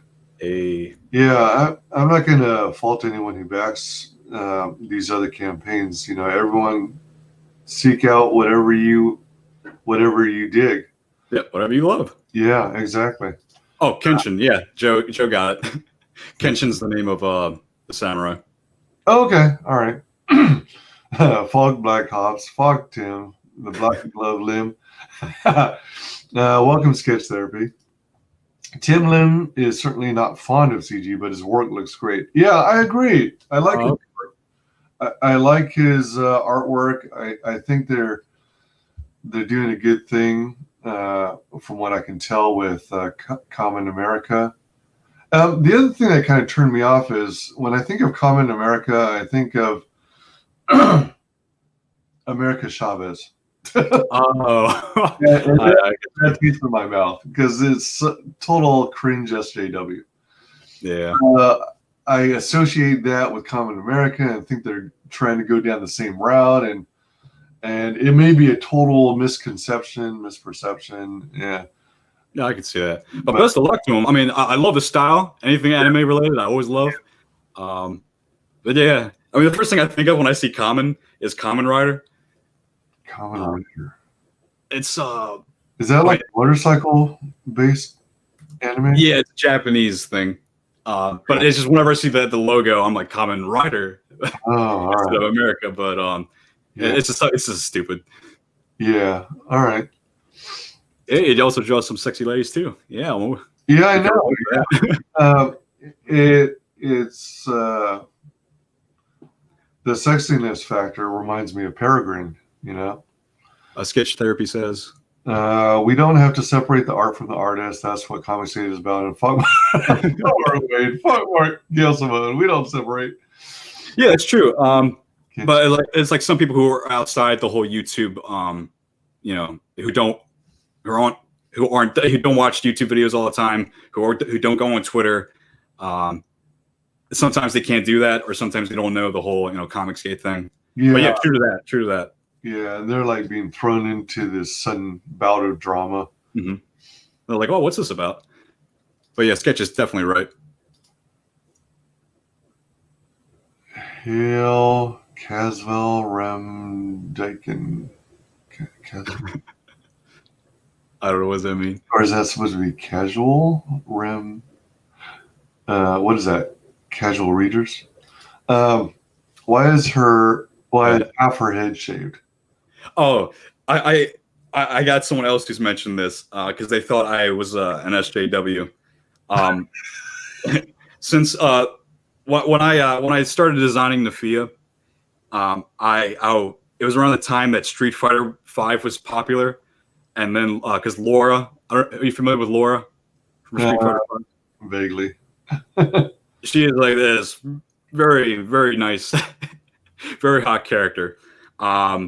And everyone made a bunch of hentai of her. Isn't she blonde? Was that? Isn't Laura blonde? No. Laura's Sean's older sister or younger sister. I don't know. No, but she's not blonde. No. She's the Brazilian one who wears the green. Was it Kai? Okay, I can't. If you see a picture of her, you'll know what I'm talking about. Gotcha. But her head's like it's not shaved, but it's like braided. But okay. Her and Symmetra from Overwatch, they have a bunch of hentai with them, and so I was like, oh, I got this whole fetish thing going. But Nafia's a Lancer, so her whole right side's all armored up, and so she wants her hair gets in the way, but she also wants to have long hair, so she just shapes one side of her head. Okay. Because I went to a panel where we talked about character design. And someone brought up the point that there are exceptions when you design characters like the old X-Men, where they have like pockets and they have like all this gear that looks like they have grenades on them, but they never use them. So when you design characters, they got away with that in the 80s and the 70s. But nowadays, like you have to make the elements of your characters make sense. And so like when Nafia, I'm like, oh, she's going to be a Lancer. She doesn't want her hair to get in the way when she's fighting on her because she's left-handed. All right. And so I thought the shaved hair was a nice little touch, but I can see why people that's a touchy subject for some. So she's left-handed, and the right side of her head is shaved. Yeah, the right side of like in the picture right here on the cover, her the hair below her above her ear is shaved. Yeah. But doesn't that mean the rest of her hair is going to get in her vision? On the other side, she parts it. Again, it's anime, so it doesn't have to be super realistic. Oh, okay. That's like how it turned out. I'm trying to get all nitpicky and go. No, I get you. You're gonna pull the hair to the side with a hair comb. There's a joke in chapter 1 where Victoria asks her why her hair is also like that, and that's gonna be like a theme that people are gonna freak out about her hair. Gotcha.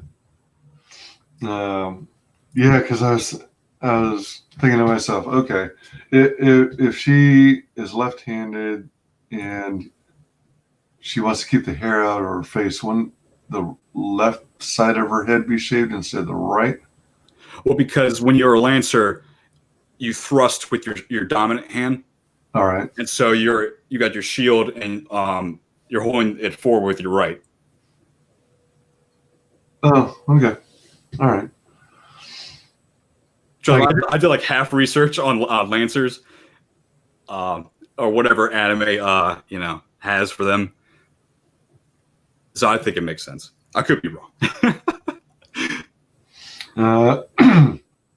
I don't like him either, Sketch, but I can admit his art is good. I just choose to support other creators because of his stances on CG fans. I agree. Yeah. Oh my gosh. I don't care where they are from in the multiverse. I don't give up. What they know is No, that's on them. I don't separate the art from the artist in any dimension of the multiverse. Casval Daikun is from Gundam Wing, the guy in red. Oh. Casval. Oh. Same here, Sketch. I'm a weeb too, but again, I can't watch every single anime and get every single reference. But yeah, we love Gundam. Yeah, and I'm even worse because I'm like out of that community right now. I mean, I'm not up on things. I know. I miss so many memes. Like, are you familiar with JoJo? No. Yeah, neither am I. I've never watched it, but everyone, makes JoJo references, and I just I gotta sit down and watch it so I can be cool and hip like everyone else. Yeah, I mean, I'm still back in my mindset is still back in comics like Dirty Pair. What's that? I've never heard of it. It's a couple. It's kind of, I don't know if you describe it as sci-fi, but it's a couple of girlfriends who are always wearing skimpy clothing and have these cool guns that remind me of the guns from either Robotech or maybe even the Black Hole or something. Oh wow, I'm looking it up now. Yeah, that's definitely 80s.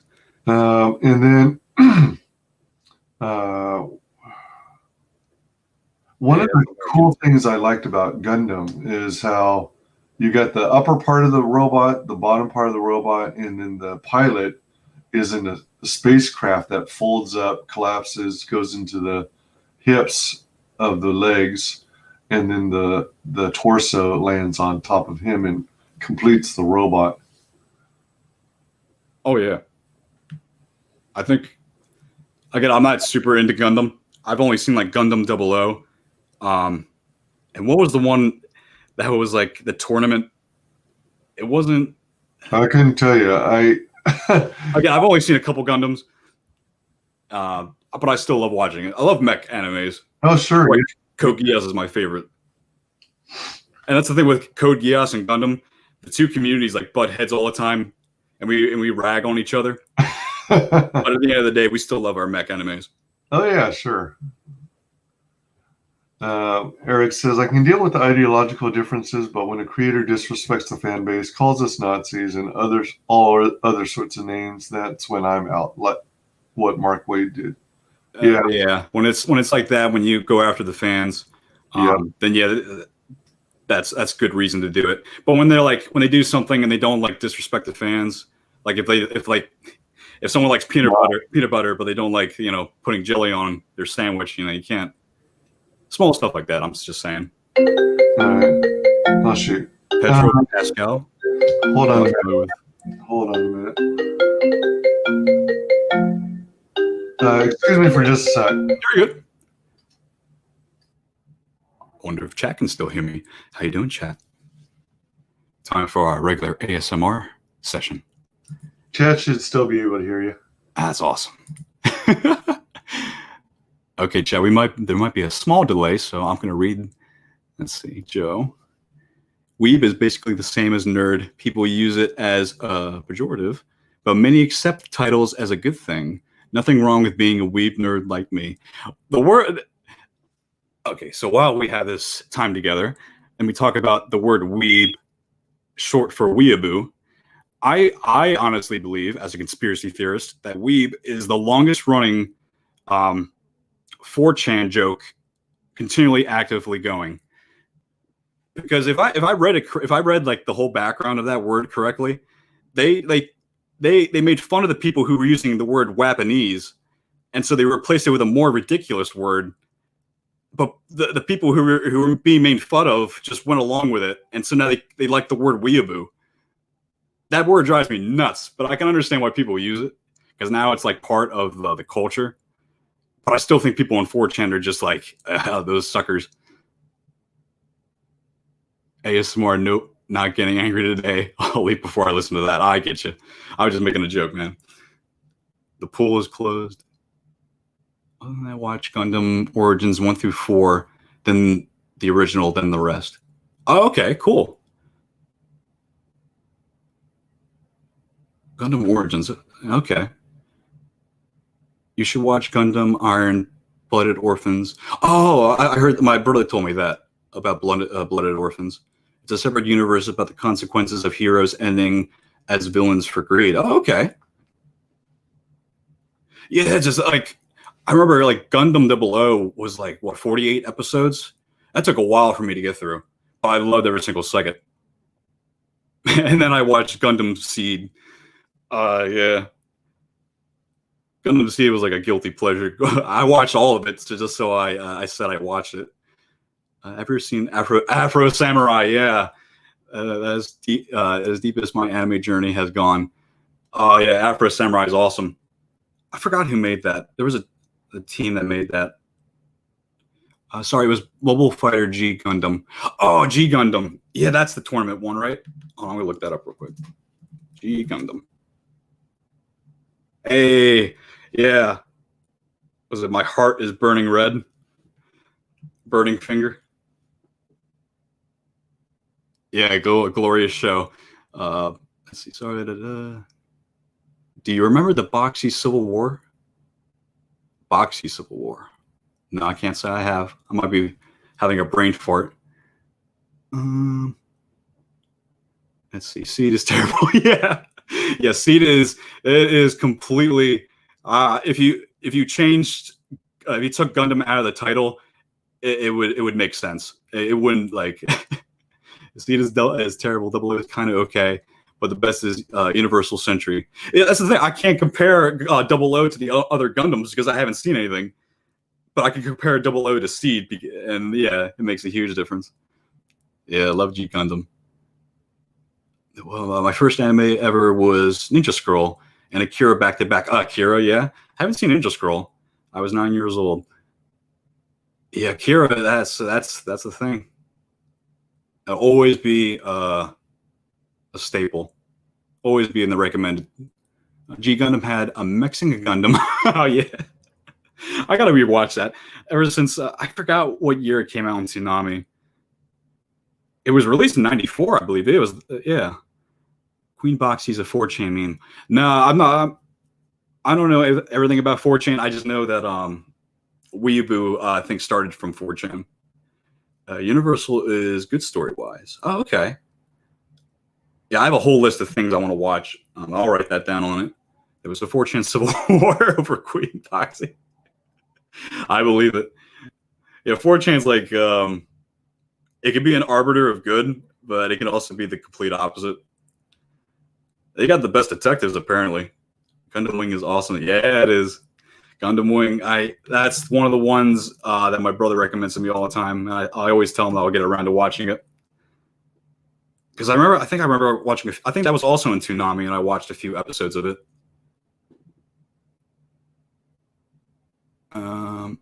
Boxy, the YouTuber. I cannot verify if that is. I'm gonna look into that. Queen Boxy.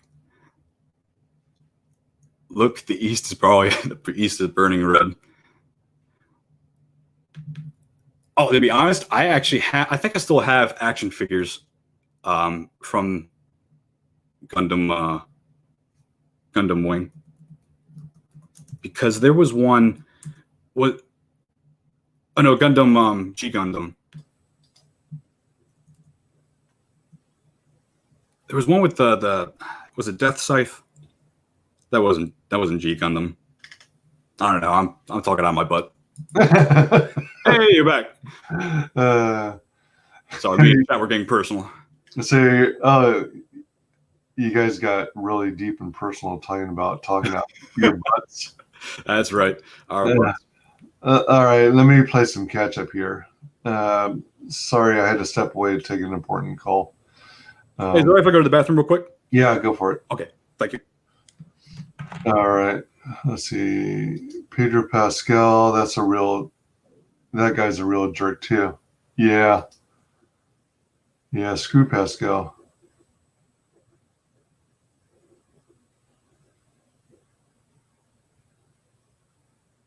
Oh my gosh.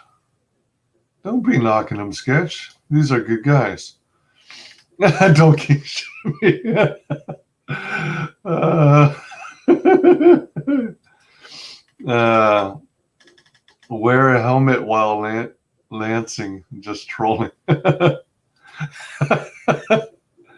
Welcome, Fate Salvation. What the heck did I walk into? Also, hello, everyone. Oh, jeez. I will think about it for lunch. What does we mean? I've seen people use that as an insult. Yeah, I missed out on that because that's something I'm not clear on. You guys probably discussed it already.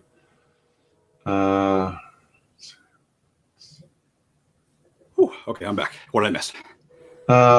So I missed out on this. You guys probably already discussed what does weeb mean? It's supposed to be an insult when it really isn't. Oh, all right. It's short for weeaboo. Weeaboo? What's weeaboo? Again, there's like I told Chad there's like a conspiracy theory, or my conspiracy theory is that it's that the 4chan moderators hated the word Wapanese, which is wannabe Japanese person. So people who like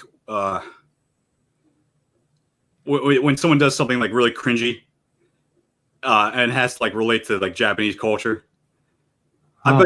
I bet you met someone who's like who speaks Japanese non-ironically. Okay. And like trying to act cool when they aren't. Okay. And so on the 4chan, they used the word Wapanese, and they hated seeing it so much, so they switched it to weeaboo. Well, that's how the story goes. And then they just went along with it. They're like, "Oh my god, that's an amazing word," and so they started insulting each other with the word weeaboo. And then there was a comic along. I think even I don't know if the comic came first, and then the backstory. I don't know, but there was a comic that made it like popular. There's a website that keeps the history of memes. My gosh! Wow. I gotta look back into it, but wow. Man, I think this guy's just talking about Gundam. His dad was Zeon Zom Daikun. When they say Saig Zeon, they mean Casval's dad. Yes, I gotta get into Gundam again so that we can talk about it. People into manga and anime. Yeah, I've got a couple of cousins who are hella good artists, and like one of my cousins was good at Transformers, and my other cousin was good at that unique art style that was kind of minimalistic but had like a splash of color here and there called I think it's pronounced Nagel or Nagel. I'm not too familiar about it. You'll see that kind of work in like how do you spell it? Nagel. So you'll see it in a lot of art books, and you'll also see it used in a lot of cosmetology hairstyle. Oh, my dad had one of these, or he made one of these. Yeah, it's very stylistic. It's got sweeping lines. It has attractive female faces. Hey, there we go. Yeah, and a splash of color here and there. Yeah, I like that. I grew up with seeing those. Yeah, I didn't realize that's what it was called. I didn't know that was the whole genre. I think that's the name of the artist. Oh, okay. Nagel.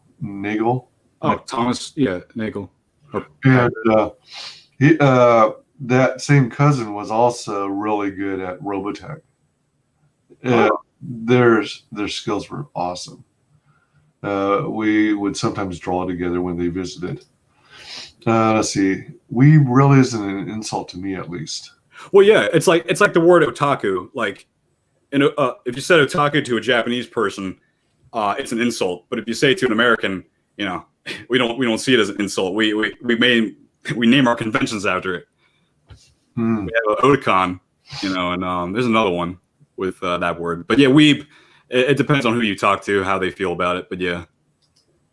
Not all Gundams do that. Oh, do you mean where you've got a spacecraft that forms, completes the body? Yeah, I think that's what he's talking about. Oh no, not 00. So sorry. Gundam Fighters.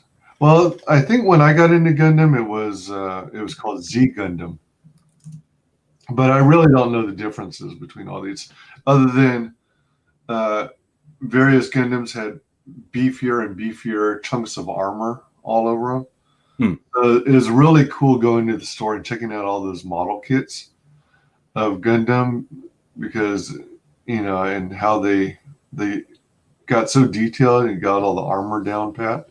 Yeah, those Gundam figures, that's a huge industry. Yeah, they really have like tournaments where people they'll give them like a set and then they have to make stuff out of it.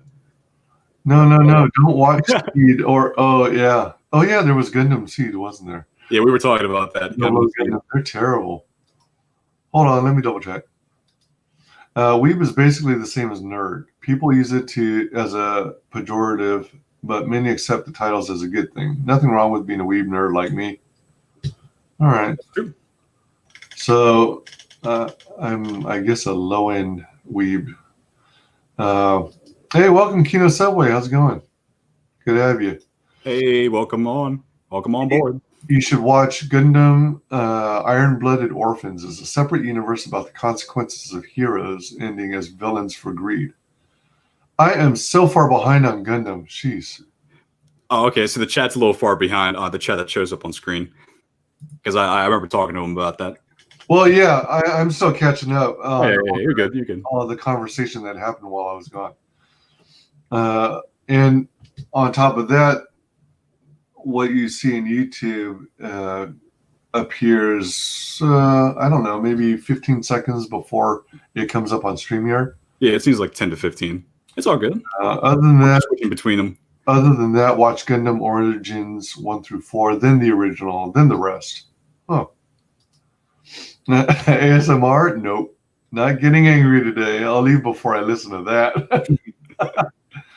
The pool is closed. Sorry, it was Mobile Fighter G Gundam. Oh, I think. All right. I think I heard of G Gundam too. Do you remember the Boxy Civil War? Have you guys seen Afro Samurai? I heard about that. Yeah, that is my deepest. That is deepest my anime journey has gone. I think Afro was on Adult Swim. It was great. Are they still releasing it, or is this just all syndication? No, I think Afro was just one season. Oh, and it was amazing. If you haven't seen it, you really should. Yeah, I mean, I've seen some artwork from it, but I haven't actually seen an episode. Gundam, I've only ever really watched G Gundam, Glorious Show. Seed is terrible. 00 is kind of okay, but the best is the Universal Century timeline.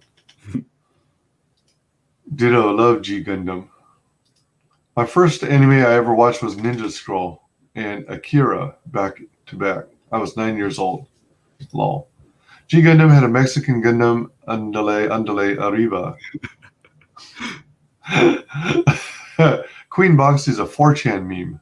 Oh, okay. All right. Universal is good story-wise. There's a 4chan civil war over Queen Boxy.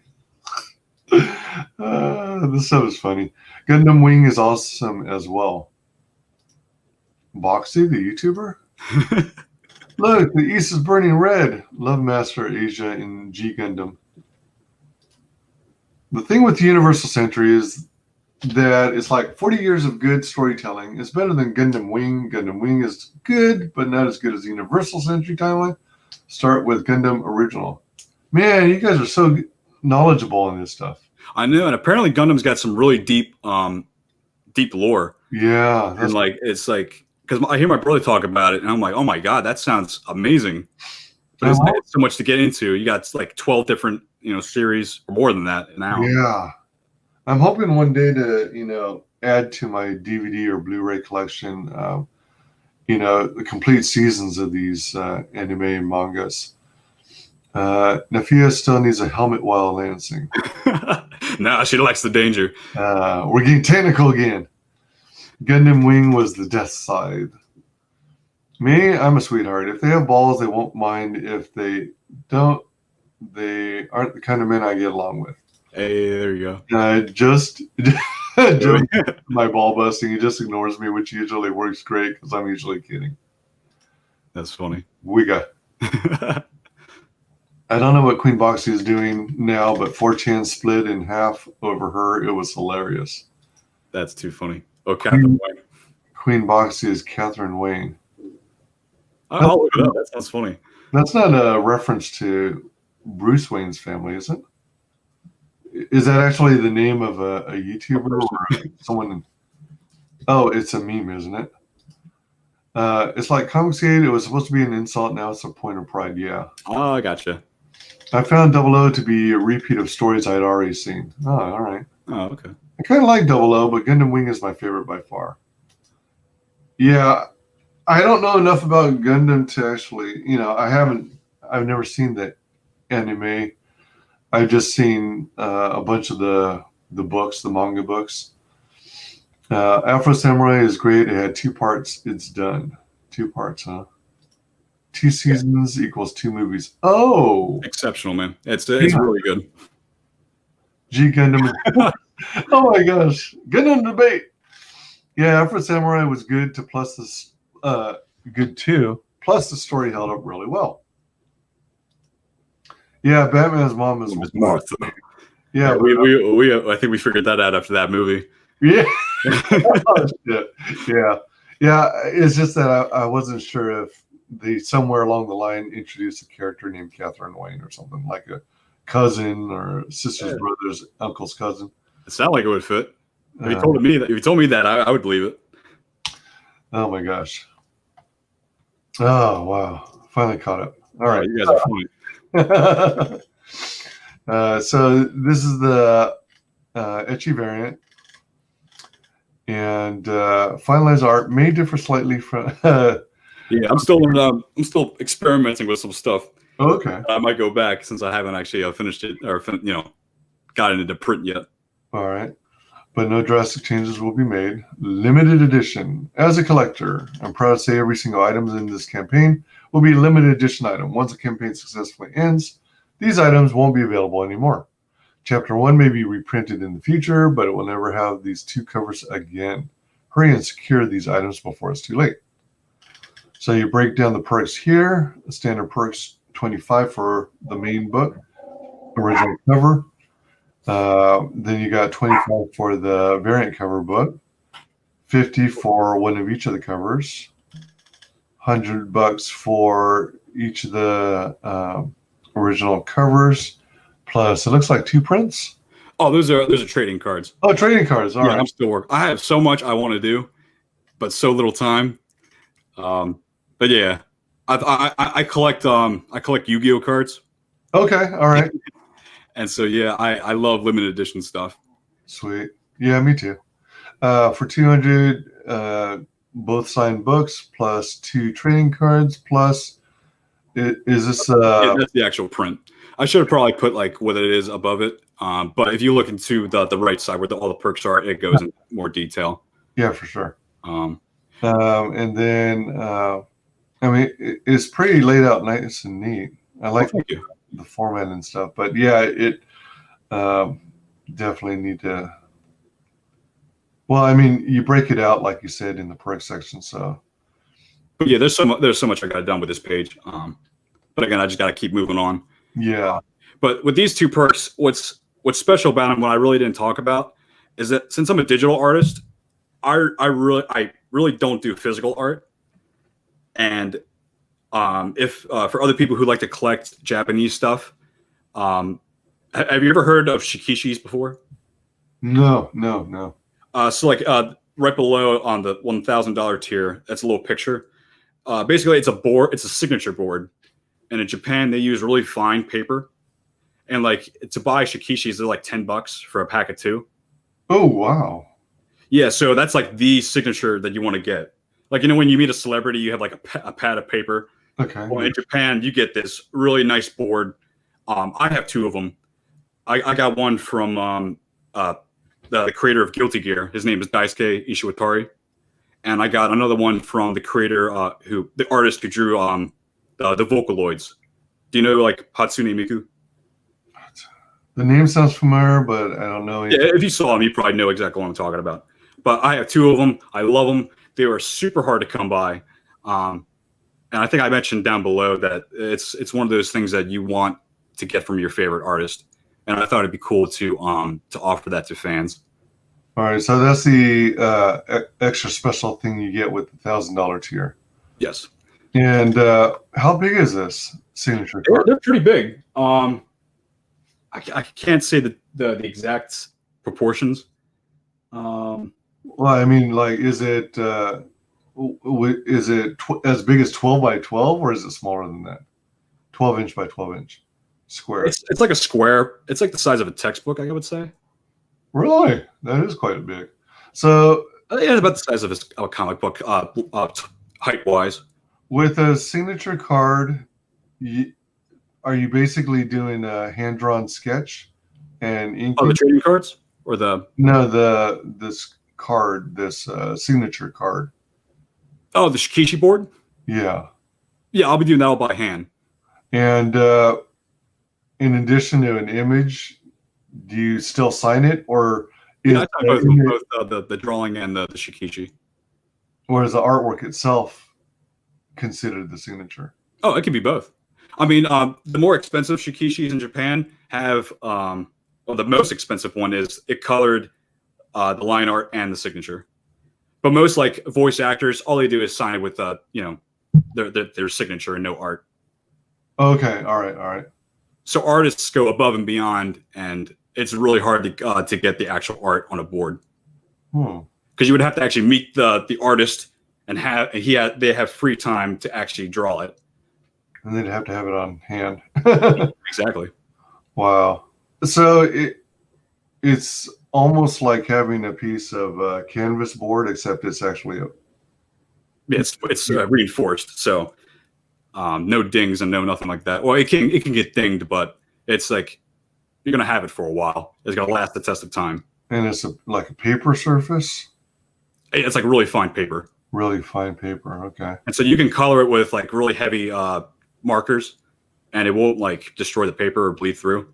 And the back's like it's got I don't know what the back's made of, but it's like really thick board. Okay. Cool. And I think Common America, their campaign had Shikishis. I think on Twitter that he made a few of them. I was like, oh, I really wanted that. Sounds like a good idea. Fade likes G Gundam and love that master-student dynamic. Yeah. Nothing to do with comics. Boxy was a teen lost in 4chan. Imagine your innocent little sister waking into 4chan and them trying to figure out if she's trolling or a noob. She endeared some, enraged others. Oh, that makes sense. You don't have to read all the crap we talk in the chat. Oh, on the contrary, I do. Y'all see Mandalorian? Oh, no. Oh, Mandalorian. I could talk about that for a sec. I agree with Sketch. Otherwise, your show will never get done. Yeah. I have not yet. How is it? Yo, peeps. Hey, welcome, Drawing Aces. Hey, Aces. I'm waiting for Ball the episodes to release so I can binge watch it with a free account. Oh. What, Dragon Ball or? Ball. What? I'm waiting for Ball. Oh, I'm waiting for all the episodes. Oh, okay. Okay. Yeah, I do the same thing, Eric. I binge watch a series. I wait till the season's over with before watching it.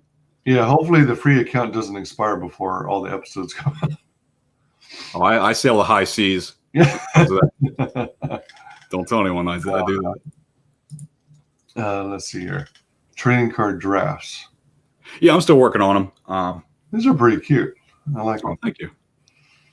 First drafts, characters design without border. Final drafts will look different.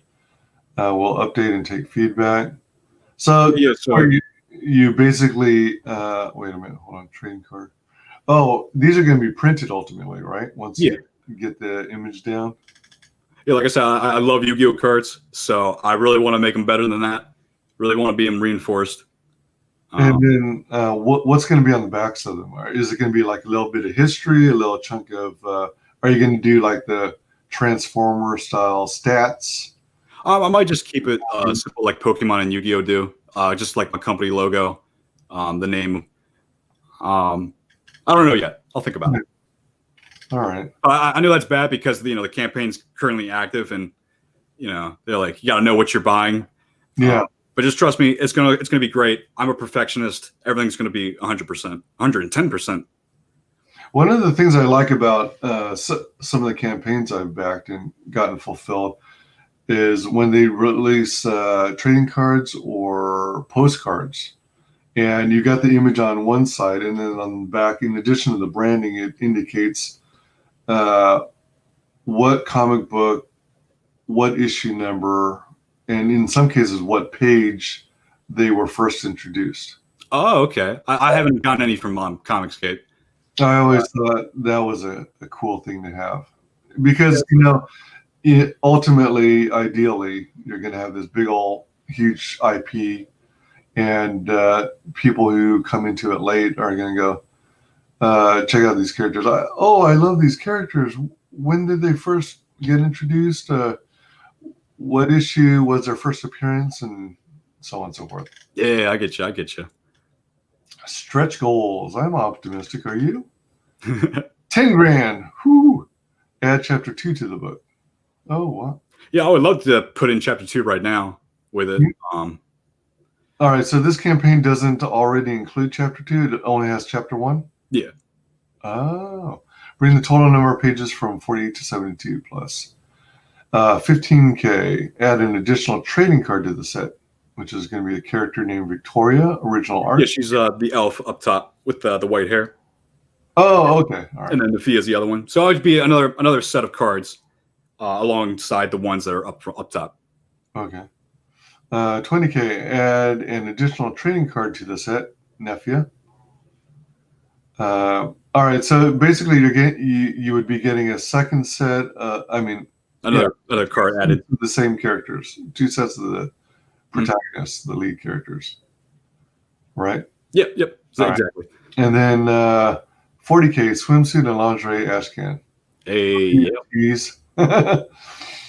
Multiple pages of our lovable characters in righteous attire. People wouldn't know this, but before, when I was diving into fan art back in like 3 years ago, I also did hentai. Oh, you did? And people really like it. People really like their hentai. So I also want to test the boundaries and see how far I can go with that ash can. Yeah. You know what's interesting? There's this other campaign that I promoted called, I think it's called Vetita, The Awakening. Okay, I don't think I heard of it. And I got some kind of strike. Well, not a full-fledged strike, but I think they momentarily blocked my stream or something. Oh. Wow. Yeah, I know people. That's the thing with the internet. It's supposed to be like free reign, but when it comes to like nudity and all that, they really go ham on stopping all that. Yeah, and they're hypocrites, because for some creators they allow partial or actual full-on nudity, and then for others, like really tame stuff, they drop the hammer on you. Yeah, they pick and choose, and that's not right. You have to have a set of rules. Agreed. Because that's why, like, even though hentai is like really good, you never know when you're gonna get banned just because someone doesn't like what you draw. Hey, gets it. Fade gets it. And then, was the things I heard recently about Patreon. So Patreon has a big community, as I understand it, of anime, manga, artwork. And Patreon was like hitting creators hard. And if they found any sign of like anime characters that were questionable, that could be perceived as being underage, you weren't permitted to have it. Yeah, that whole problem. I think they were going so far as to saying, let us check your Google Drive for that kind of content as well. So, what the bloody hell? You have no business checking out my data. Yeah, that's crazy. Yeah, and that's like why I don't do Patreon. And it's like you can't put all your eggs in one basket, and then they turn on you one day and like, well, I was depending on that paycheck. You know what I mean? Hmm. Yeah, and they've gotten so crazy that like there was this one creator who made her own characters and stuff and had her own book, and she got like a copyright claim for her own property. Yeah, that's crazy. Like Twitch streamers, they play their own music and then they'll get copyrighted for it. Yeah, it shut down her whole channel and ceased her revenue, and her revenue kept building up because she was still selling merch. Oh wow! But it was behind the scenes, and she had no access to her money. That's not cool. Yeah, and the platform, meanwhile, was raking in the cash and their cut. So it's pretty bad. It's kind of resolved in her favor because that's pretty bad. Yeah, and I come across that, with my my webcomic, I can't really post it anywhere. Like someone mentioned like webtoons, but if you look at like webtoons terms and service, they don't want any violence. And if you read my first chapter, have you read the full first chapter? No. It's okay if you haven't. Like 3 of the characters, something happens to them. I just say that. And so I can't post it anywhere. So I had to create my own website. And of course, it's hard to get people to go to your website when they don't trust you. Right. So it's like all these sites are like, oh yeah, we'll accept anyone, when really they don't. Yeah. Yeah. Exactly. That's the way Twitter is these days. Yeah, Twitter. They censor like 50-60% of their audience. But they have porn accounts that they have free reign sometimes. Yeah, and child pedophilia. Yeah, Umbrella Guy talks about that. That makes me so upset. Yeah, they'll flag it. I mean, I'm like Umbrella will flag it, and then Twitter does nothing about it until someone popular flags it, and they're like, "Oh, we got to take care of this now." Yeah, I think there's a reasonable case to say the CEO of Twitter, Jack, is probably a pedo, but yeah, that wouldn't surprise me. Yeah, that stuff has full reign, and they're trying to make a name for themselves, make themselves a protective class. They're trying to normalize it. Yeah, exactly. They're trying to rename themselves and be referred to as MAPS, minor attracted persons. Is that what they're calling it these days? Yeah. That's why you can't give them a foot. I mean, you can't give them an inch because they'll take a mile. Yeah, and I think stupid states like California are helping to normalize it through their stupid politicians. Yeah, like that in the Netflix movie. Oh yeah, Cuties. Yeah. Yeah. That's why I'm not going back to Netflix for that reason alone, because they promote and support that. Mm. Eric says, I know what hentai is. I've explored the carnal pleasures of TDT. Eric, my brother, we have very much in common. Anime TDT matter. Same with Joe. Yeah, thanks for dropping the link. Awesome. Thank you, Eric. Thank you so much. So the swimsuit lingerie I can at 40K. And then I guess at 50K, then you get Well, I'll update it. I'll add more. A 1-to-1 scale of their lingerie. Oh, if only we could. Creator. All right, then. So did you pronounce your name Novoa? Yeah, Novoa. You got it right. All right. Trust me, I got my whole life people mispronouncing it because they say like Nova. And I'm like, that's cool too. I won't mind that. But yeah, you can call it whatever you want.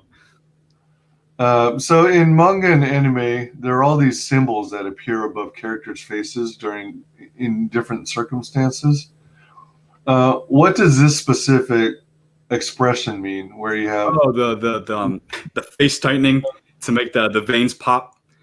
Oh, is that what's going on? Yes, like when bodybuilders when they lift weights, you can see the blood vessels in their skin. That's kind of like that, but to like an exaggerated extent. Oh, okay. Because I thought sometimes that same symbol is like appearing almost in a speech bubble in the. Oh yeah, they do that too. They have like teardrops and stuff like that. Yeah. So what does it mean in that case? Is it the same thing, like strenuous? Yeah, they're frustrated. All right. They get their anger out. Okay. All right. And they're obviously butting heads. Mm-hmm. Yeah, that only took me a day when it should have taken me 3 to 4 days to do. I'm so happy with myself that I'm getting better and I can actually see it. And that's why I tell my students that you should always keep your art, because sometimes they would come to a class and they would throw it away. I'm like, no, because a week from now you can look back and say, oh wow, I learned and I progressed this far. And so yeah, always keep your art. Wait, so are you an art teacher? I used to be. I used to teach kids. Oh wow, how cool! When I was in high school, I contemplated applying for a job to be an art teacher, but I was concerned I wasn't good enough, and I was also, I had a lot of doubts back then, and I was also thinking I had to be a certain standard whereby I needed to be a pro in art history, and art history has always been one of my weaknesses. Oh, I can completely. So I figured in order to teach children art that I should have a certain level of knowledge. Oh, I felt the same way. But the kids, they're just there to have fun. You don't have to be perfect. They just want someone to give them attention and want someone to help them along the way. Yeah. But I stopped doing it because it was a lot of pressure, and it was a lot of responsibility, and it took a lot of time out of my day. I was also kind of nothing or anything like that. Oh, all right. Sorry about that. No, you're good. I'm sorry. I interrupted you. No. I was just going to say or add that I was kind of concerned that after teaching classes, parents would come at me and go, "What the hell are you teaching my kid?" Exactly. You call this art? You call this art?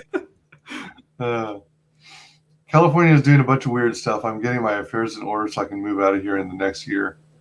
Yeah, Eric, I'm the same way. I live in Baltimore, and we're a blue state, and I just want to move into the Midwest.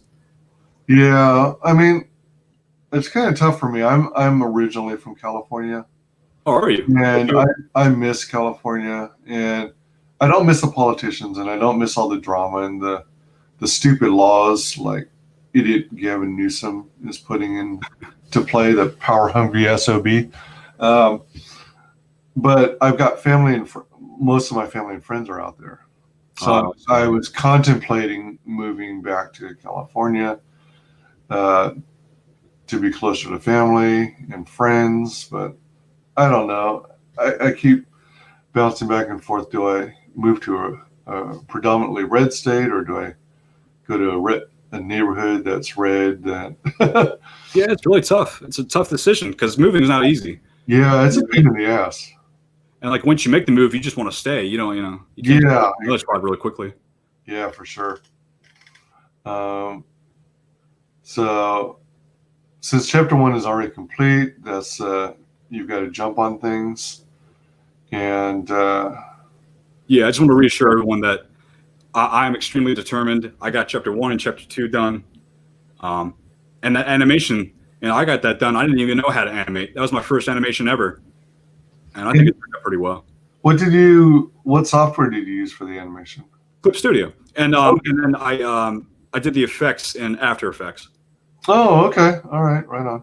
I might make some videos going into all the insanity I had to go through to get that done. Yeah, I mean, do you already have a YouTube channel? I'm working on it. I have one where my trailer's up on, and I might make a video later this week. Yeah, those kinds of things are going to be helpful because people are into that stuff, and it'll help you build an audience. Oh, and yeah. that audience you can parlay into helping back the comic.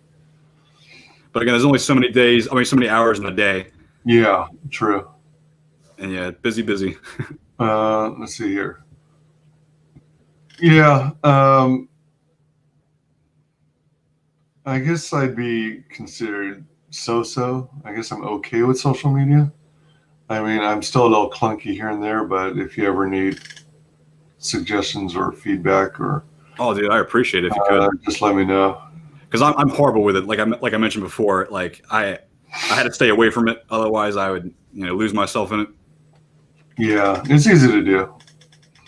That's why I kind of cringe whenever my kids spend too much time on social media, especially glued to their phones at the dinner table. Yeah, it's like and I'm not really being a good example. let's see here. You're in the U.S. Domestic shipping is set to be $10, and international shipping set to $20. That's pretty good. There are also 2 perks that have free shipping worldwide. Speaking of shipping, I feel really bad for like the international buyers, because I know like the cheapest perk is $25, and you're literally paying $20 for shipping. Trust me, I feel your pain, because I used to buy stuff from Japan, and that shipping was like $15 to $20. It's not fun, and I wish I could help you, but again, I can't go into red. Yeah, you gotta be realistic. You gotta break down all your costs and come to a realistic number. And I'm surprised you got shipping from Japan for that cheap. Yeah, I mean, because I did the ones where they put it on the boats, and so it would take like a month, but it was the cheapest one. Okay, nice. That's pretty cool. Yeah, so all you got to do is just wait. And I was patient, so yeah, I mean, that's the thing with me and ComicsGate books. I know that there could be delays, and especially from new creators and people who are on their first campaign. So for me, it's no big deal. I mean, so long as they fulfill it. Yeah, exactly. I'm in no big rush, because as many books as I've backed, believe it or not, I still haven't read one yet. Oh, really? Yeah. I'm too busy with other stuff, and that's okay. And promoting books and stuff like that. But you've been helping out so much. Thank you again. Oh, no, a bunch more times. It's my pleasure. Eric says, I live in LA County. Yeah, that's where I have some family too, San Fernando Valley. And I'll be moving to Louisville, Kentucky. And oh, wow. Be investing in rental property. Oh my gosh, yeah. Yeah. The benefit that I see to being in Ohio is the gas seems to be cheaper as a whole, and housing is more affordable. Like for a ranch style home with a basement, 4 bedrooms, entertainment room, a living room, a full kitchen, attached garage, front yard, backyard, fenced backyard with an in-ground swimming pool for about $180. Wow, that's not bad at all. And then you compare that to California, where I'm from. When my parents bought the place in '84, it was like $120,000. Wow. Now, for 3-bed, 1 bath, living room, small dining room, full kitchen, attached garage, front yard, small front yard, medium backyard, and a shed in the back, it's probably about $600, $650. Oh, wow. Yeah. Yeah, around here it's like $300,000 for something like that. It's crazy. That is insane. That's a huge difference. Yeah. Joe. Joe gets banned every 6 months. The biggest I grew was to 850 followers just by being a goofball. I've only been on social media for like 2 years. It's a nightmare. Dang, Joe, that's crazy. Yeah. Social media is only good when it's for entertainment. And everything else just gets tainted with the opinions of assholes. Yeah. Yeah, so true. So much drama. So many SJWs wanting to cause drama for no reason. Well, because that's how they make their money, ain't? Yeah, well, or lack thereof. Yeah. They keep supporting actions that, help the industry lose more and more money. Mm-hmm. Well, guys, I think it's like they only think in the short term. So in the short term, they're getting like all these views, but in the long term, yeah, you're losing money and you're gonna go bankrupt. Yeah, that's why a lot of these entertainment sites are closing down. Oh yeah, it's like you got these shills who are like, oh, these franchises can do no wrong, and then you see them taking this bad downturn by SJWs, and it's like, yeah, they can go down further. Because that reminds me, like with Star Wars, I think someone brought up Mandalorian. Mm-hmm. I haven't watched Star Wars since was it the animated version of the Clone Wars? All right. Because General Grievous was my favorite character. Oh. And the way they did him dirty, I will never forgive them for that. Oh, they messed up in Clone Wars on Grievous, huh? Because I thought it was on Rebels that they messed him up. no, Rebels didn't have Grievous. Rebels was post episode 6. But because in the Clone Wars, Jar Jar Binks and whatever his race is, they were able to take out Grievous. But the reason I loved Grievous so much was because when he was first introduced in the first Clone Wars movie thing, he was a badass. He was able to kill all these Jedi, and I thought it was so cool that at the time I thought he was a droid.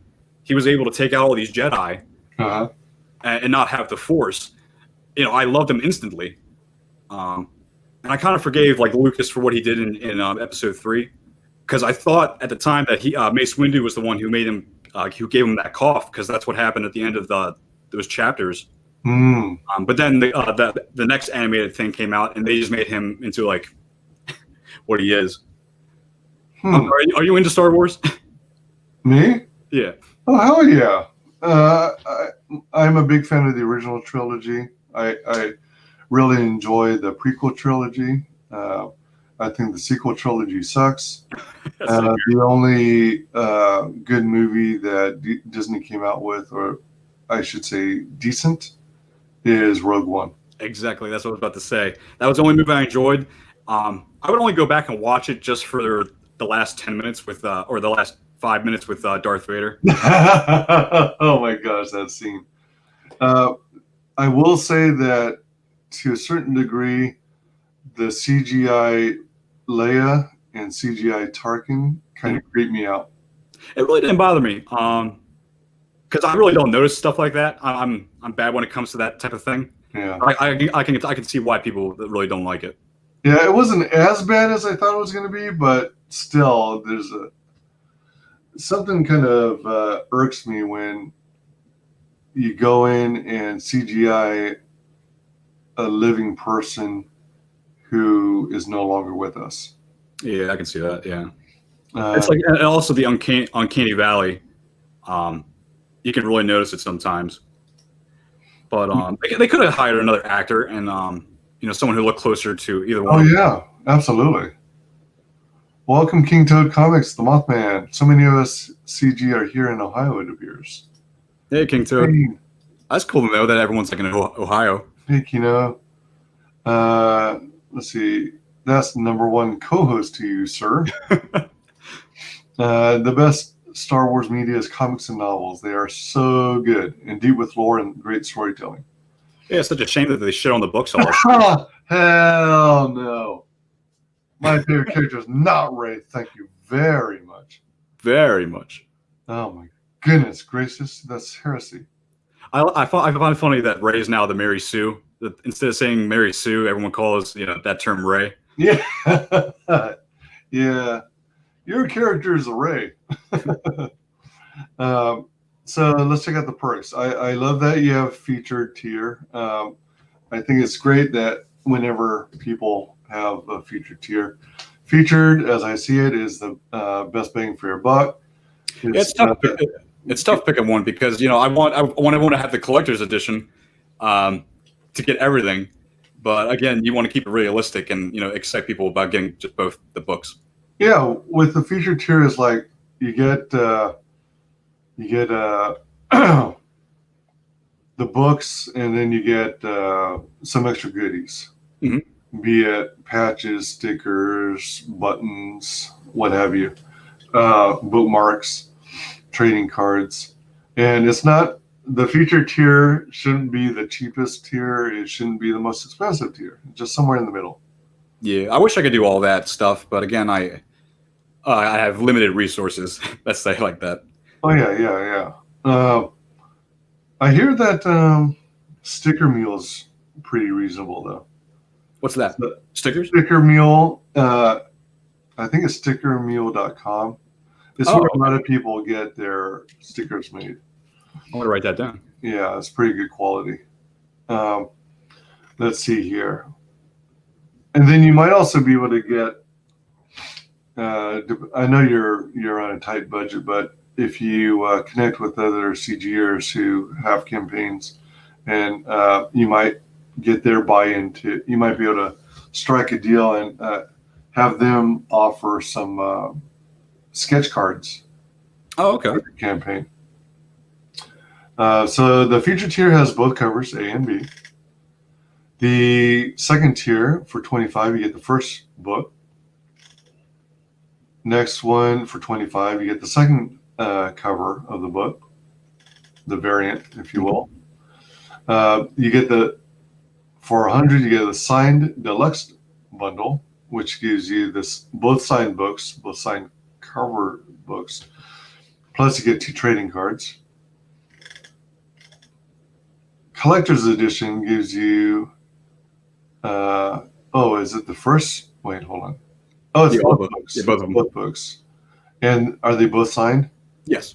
And you get 3 trading cards, one of which is to be announced. Secrets. Yes. And then this is this the drawing? It'll be hold on. It's a Japanese sized pad. They only have millimeters. It's 182 millimeters by 257. I think that's 7 by. Oh God, I hate when everything's in opposite increments. Hold on, 2 inches. Let's see. I'm typing this into Google. It's 10 inches by 7.1. Okay. So yeah. But that one's extremely important, and because I don't do physical art, yeah, if you believe in me, then it's definitely something you want. Yeah, it's instantly rare. It's like with Carla Tornielli's. Speaking of sketch cards, hit up Carla of White Cat Comics. White Cat? Her origins were manga. Oh, really? Her artistic style is manga anime. Hey, we get along. So this would be a perfect collaboration. And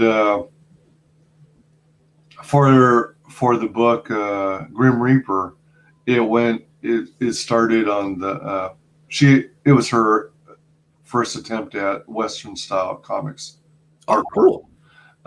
In this book, she does a cover of Witch Hunter, and that is taking her back to her manga roots, or anime rather, specifically anime style. Man, that's tough, jumping styles like that. I've tried it. It is very, very difficult. Yeah, so she's got good stuff. And there was actually one campaign I backed that I hadn't planned on backing, simply because Carla had trading cards. Oh, cool. Because I respect Carla so much. And then we got the Elite Four. What is this? So that's the one with the Shikishi board. I couldn't fit everything into a thumbnail because it would make everything too small. So I just put it there. Okay. But yeah, again, the Shikishi board is super, super popular. Very rare. And even in the future, I'm probably not going to do them. Or only do them at very special circumstances. Maybe like once a year, I'll do something.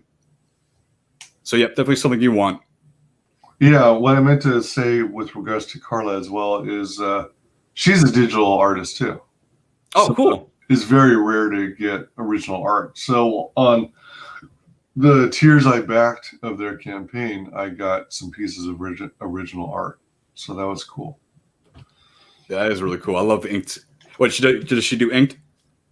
Yeah, she's her husband John Gallagher is the story, the writer, and she's the artist, inker, colorist, and letterer.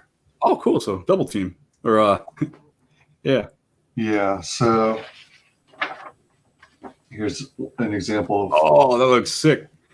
Oh, I love it. Oh my god. Look at all that detail. Yeah. the first thing I always look at is the shadows and how people do it. Yeah. Oh, that's amazing. I can only imagine how long that took her. Yeah, I don't remember. I think she told me before, but this is her character Anastasia. But yeah, hella cool. Oh, dude, I'm super envious of that. Yeah, and it's original arts. I was trying to. Oh, all right, that's another one. Another campaign. That's also another campaign.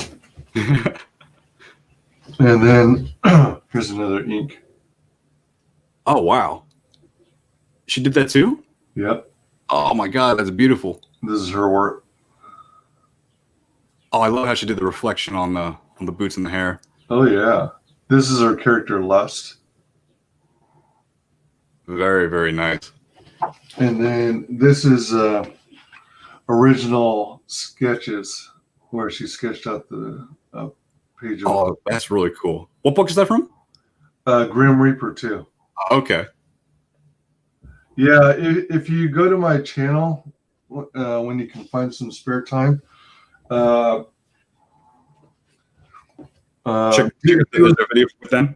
do a search for Grim Reaper 2. I've had her on my channel 2 or 3 times at least. And additionally, I did look at one of my, I think it was P.O. Box opening number 19, I think. Okay, I'm writing this down. Where I opened up her the packages from them. Number 19, if I'm not mistaken. Yeah, I mean, there's so many people I want to talk to. But again, I'm the new kid on the block. I got to take my lumps. Well, there's that, but, you know, you can kind of take a shortcut and, you know, learn about all these creators from my channel and other channels. There are some good promoters out there that I have a lot of respect for, like Red Valkyrie, Mandy Summers, Graded Point 5. Wow. Michael Bancroft. And yeah, this is that's like my biggest flaw that I can admit is that my pride gets in my way. So like if I could do something 100% by myself, I will try until the very end, and very rarely will I go ask for help. And that's why like I super appreciate you letting me on the show. of course. Thank you so much, and thank you for chat for talking with me. Well, I hope you guys read it. In this case, I think the thanks are deservedly go to Joe Frago. He let me in on your campaign going on. Joe, you're amazing. I hope you're still here. Hope you hear this. Thank you so much. There are a lot of campaigns that I sometimes literally have to hear through third parties before it comes on my radar, because I don't actively go browsing Indiegogo looking for campaigns. Oh yeah, and it's tough. I mean, people have their own lives, and like sometimes you'll miss a Twitter post. I do that all the time. Very rarely will I go back like a day and look at what someone posted like a day ago. Yeah. King Toad says he had a heart in episode 3, so he was never full droid unless he was a droid with some organs, like a Terminator in the original design. Yeah, exactly. But like in the original animated special, they never said any of that. So you just, as a kid, I just assumed he was a droid because he looked like one. But yeah, he's definitely organic. Well, yeah, I mean, something that would kind of confuse me is it from what I could tell, it looked like he only had a heart in his chest cavity and not lungs. Yeah, I think so. It confused me as to how he's able to cough without a throat, an esophagus, or lungs. Right. I think that's that part of fiction and in reality. So Kino's suggesting I might have Rey and Captain Marvel body pillows. No. Oh yeah, they would definitely sell that, won't they? You don't think so? I got my shirt from Carla and John, Shane. Yeah, I got 2 or 3 shirts from their campaign. Do I have one of them here? I do not. But yeah, I got t-shirts from them plus a tank top. Oh, cool. Hey, Excellent Comics. Good morning. Wow. How you doing, Hex? Nice. Hey. Is this guy new to CG? Yes, I am. First time seeing this book. Oh, hopefully you check it out. Thank you so much. Not Chris from the Morning Roast. Yeah, he's new, King Toad. This is his first. Oh, no. Actually, Joe Frago, it turns out I am his second stream. Yeah, a couple of months back, I went on Peter Sameti's stream. But that was before. It was before, around the time pre-launch was.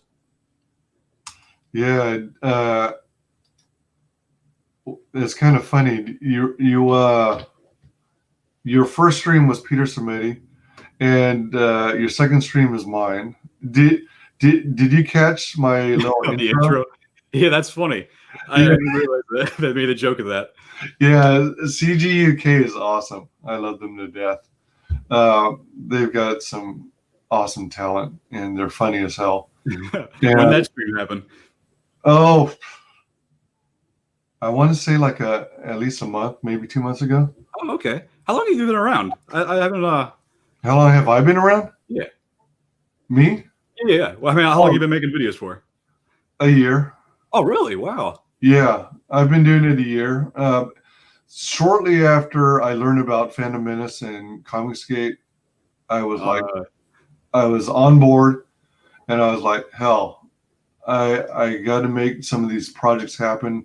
I'm sick and tired of seeing crowdfunded comics go unfunded when there's so much talent behind them. Oh, So yeah. Does it get easier? Making videos and stuff going on. Oh, hell yeah. So much easier. But then okay. When it comes to YouTube, oh man, I'm running out of time. I'm sorry.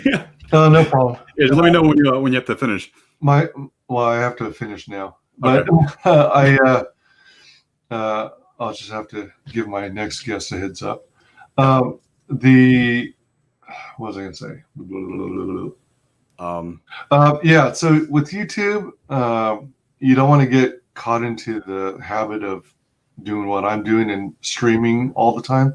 Mm-hmm. You actually want to take the time to make, crafted videos and uploading them, because oftentimes YouTube has a preference for that and helps better promote your channel if you have videos uploaded and you're not always streaming. Oh, okay, I see.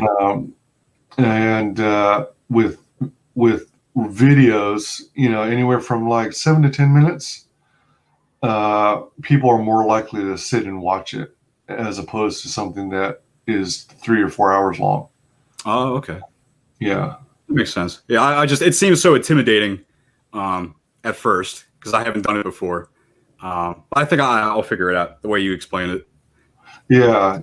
I mean, check out some of my videos whenever you have a chance. And oh yeah, I would love to. Also check out P.O. Box Opening 19, I think.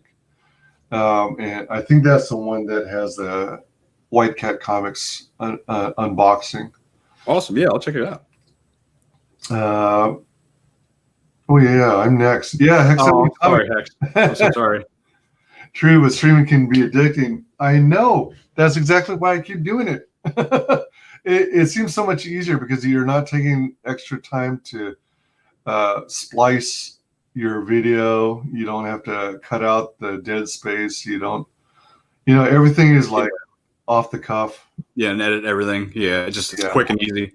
You don't have to edit. You don't have to have a beginning and end. Look up Shane Mess on Twitter if you're up for an evening show. I do King Toad show at 8 p.m. Sundays if you want to chill on a night. Oh, damn. Yeah, I would love to do that. I'm going to write that down. King Toad. Thank you so much, King. I would love to. Yeah. So let's watch this trailer once more and get this wrapped up here.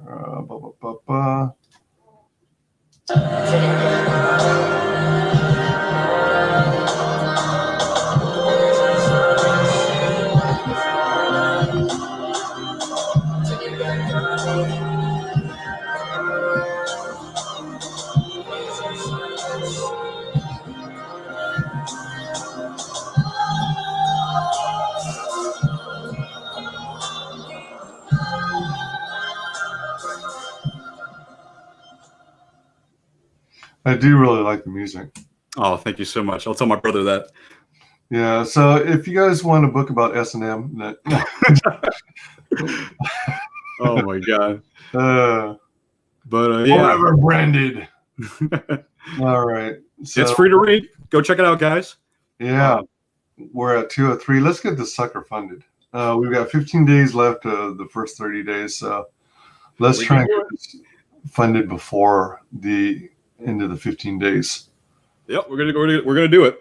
I'm gonna try to start streaming. I'm gonna try to do that the YouTube thing. But yeah, I'm super excited. Thank you so much, man. I really do appreciate it. Oh, absolutely. My pleasure. Eric loves the interactions of streams. I do too. That's what I really dig about it too. And especially the one-on-one. Yeah, I love it. Hey, you got the floor, man. Share with the world how you can be found on social media. All right. Well, I'm mainly on Twitter. It's Devoche, DEVOCHE with an underscore. And also check out my website. It's the same thing, DEVOCHE.com. That's where you can find my free webcomic. Again, I'm also going to start doing YouTube. Again, it's Devoche. And yeah, thank you guys so much. I really hope that I get to talk to somebody more. I might not be online all the time because I do have a 9-to-5, but I appreciate everything you guys do for me. Right. Let's make this happen. Right on. And as usual, you can find me on social media. Ta-da! No, Yeah. actually, I'll just say Facebook and YouTube, WyzGyz Entertainment, and on Twitter, WyzGyz Tweets, and Twitch, WyzGyz Twitches. Let's see here. Yeah, see you guys later. Bye, Fade. As you might have heard, I've got a couple more streams today. Yeah, tell Hex I'm so sorry, Hex. More like abandon your bra. Yeah, he gets it. Oh my gosh. All right. And please like, comment, and subscribe. Mark the bell for notifications, indicate all notifications. So hopefully you don't miss a single video or stream. And drop some comments below this video to let us know what you're most excited about on Abandon Your Wings. We are closing out, ending broadcast in 3, 2. Guest is the only person below White Holiday in the ComicsGate phone book. It's my favorite failed clone of Peter Sammetti. The YouTube WyzGyz. How you doing, Conrad? Welcome to the show.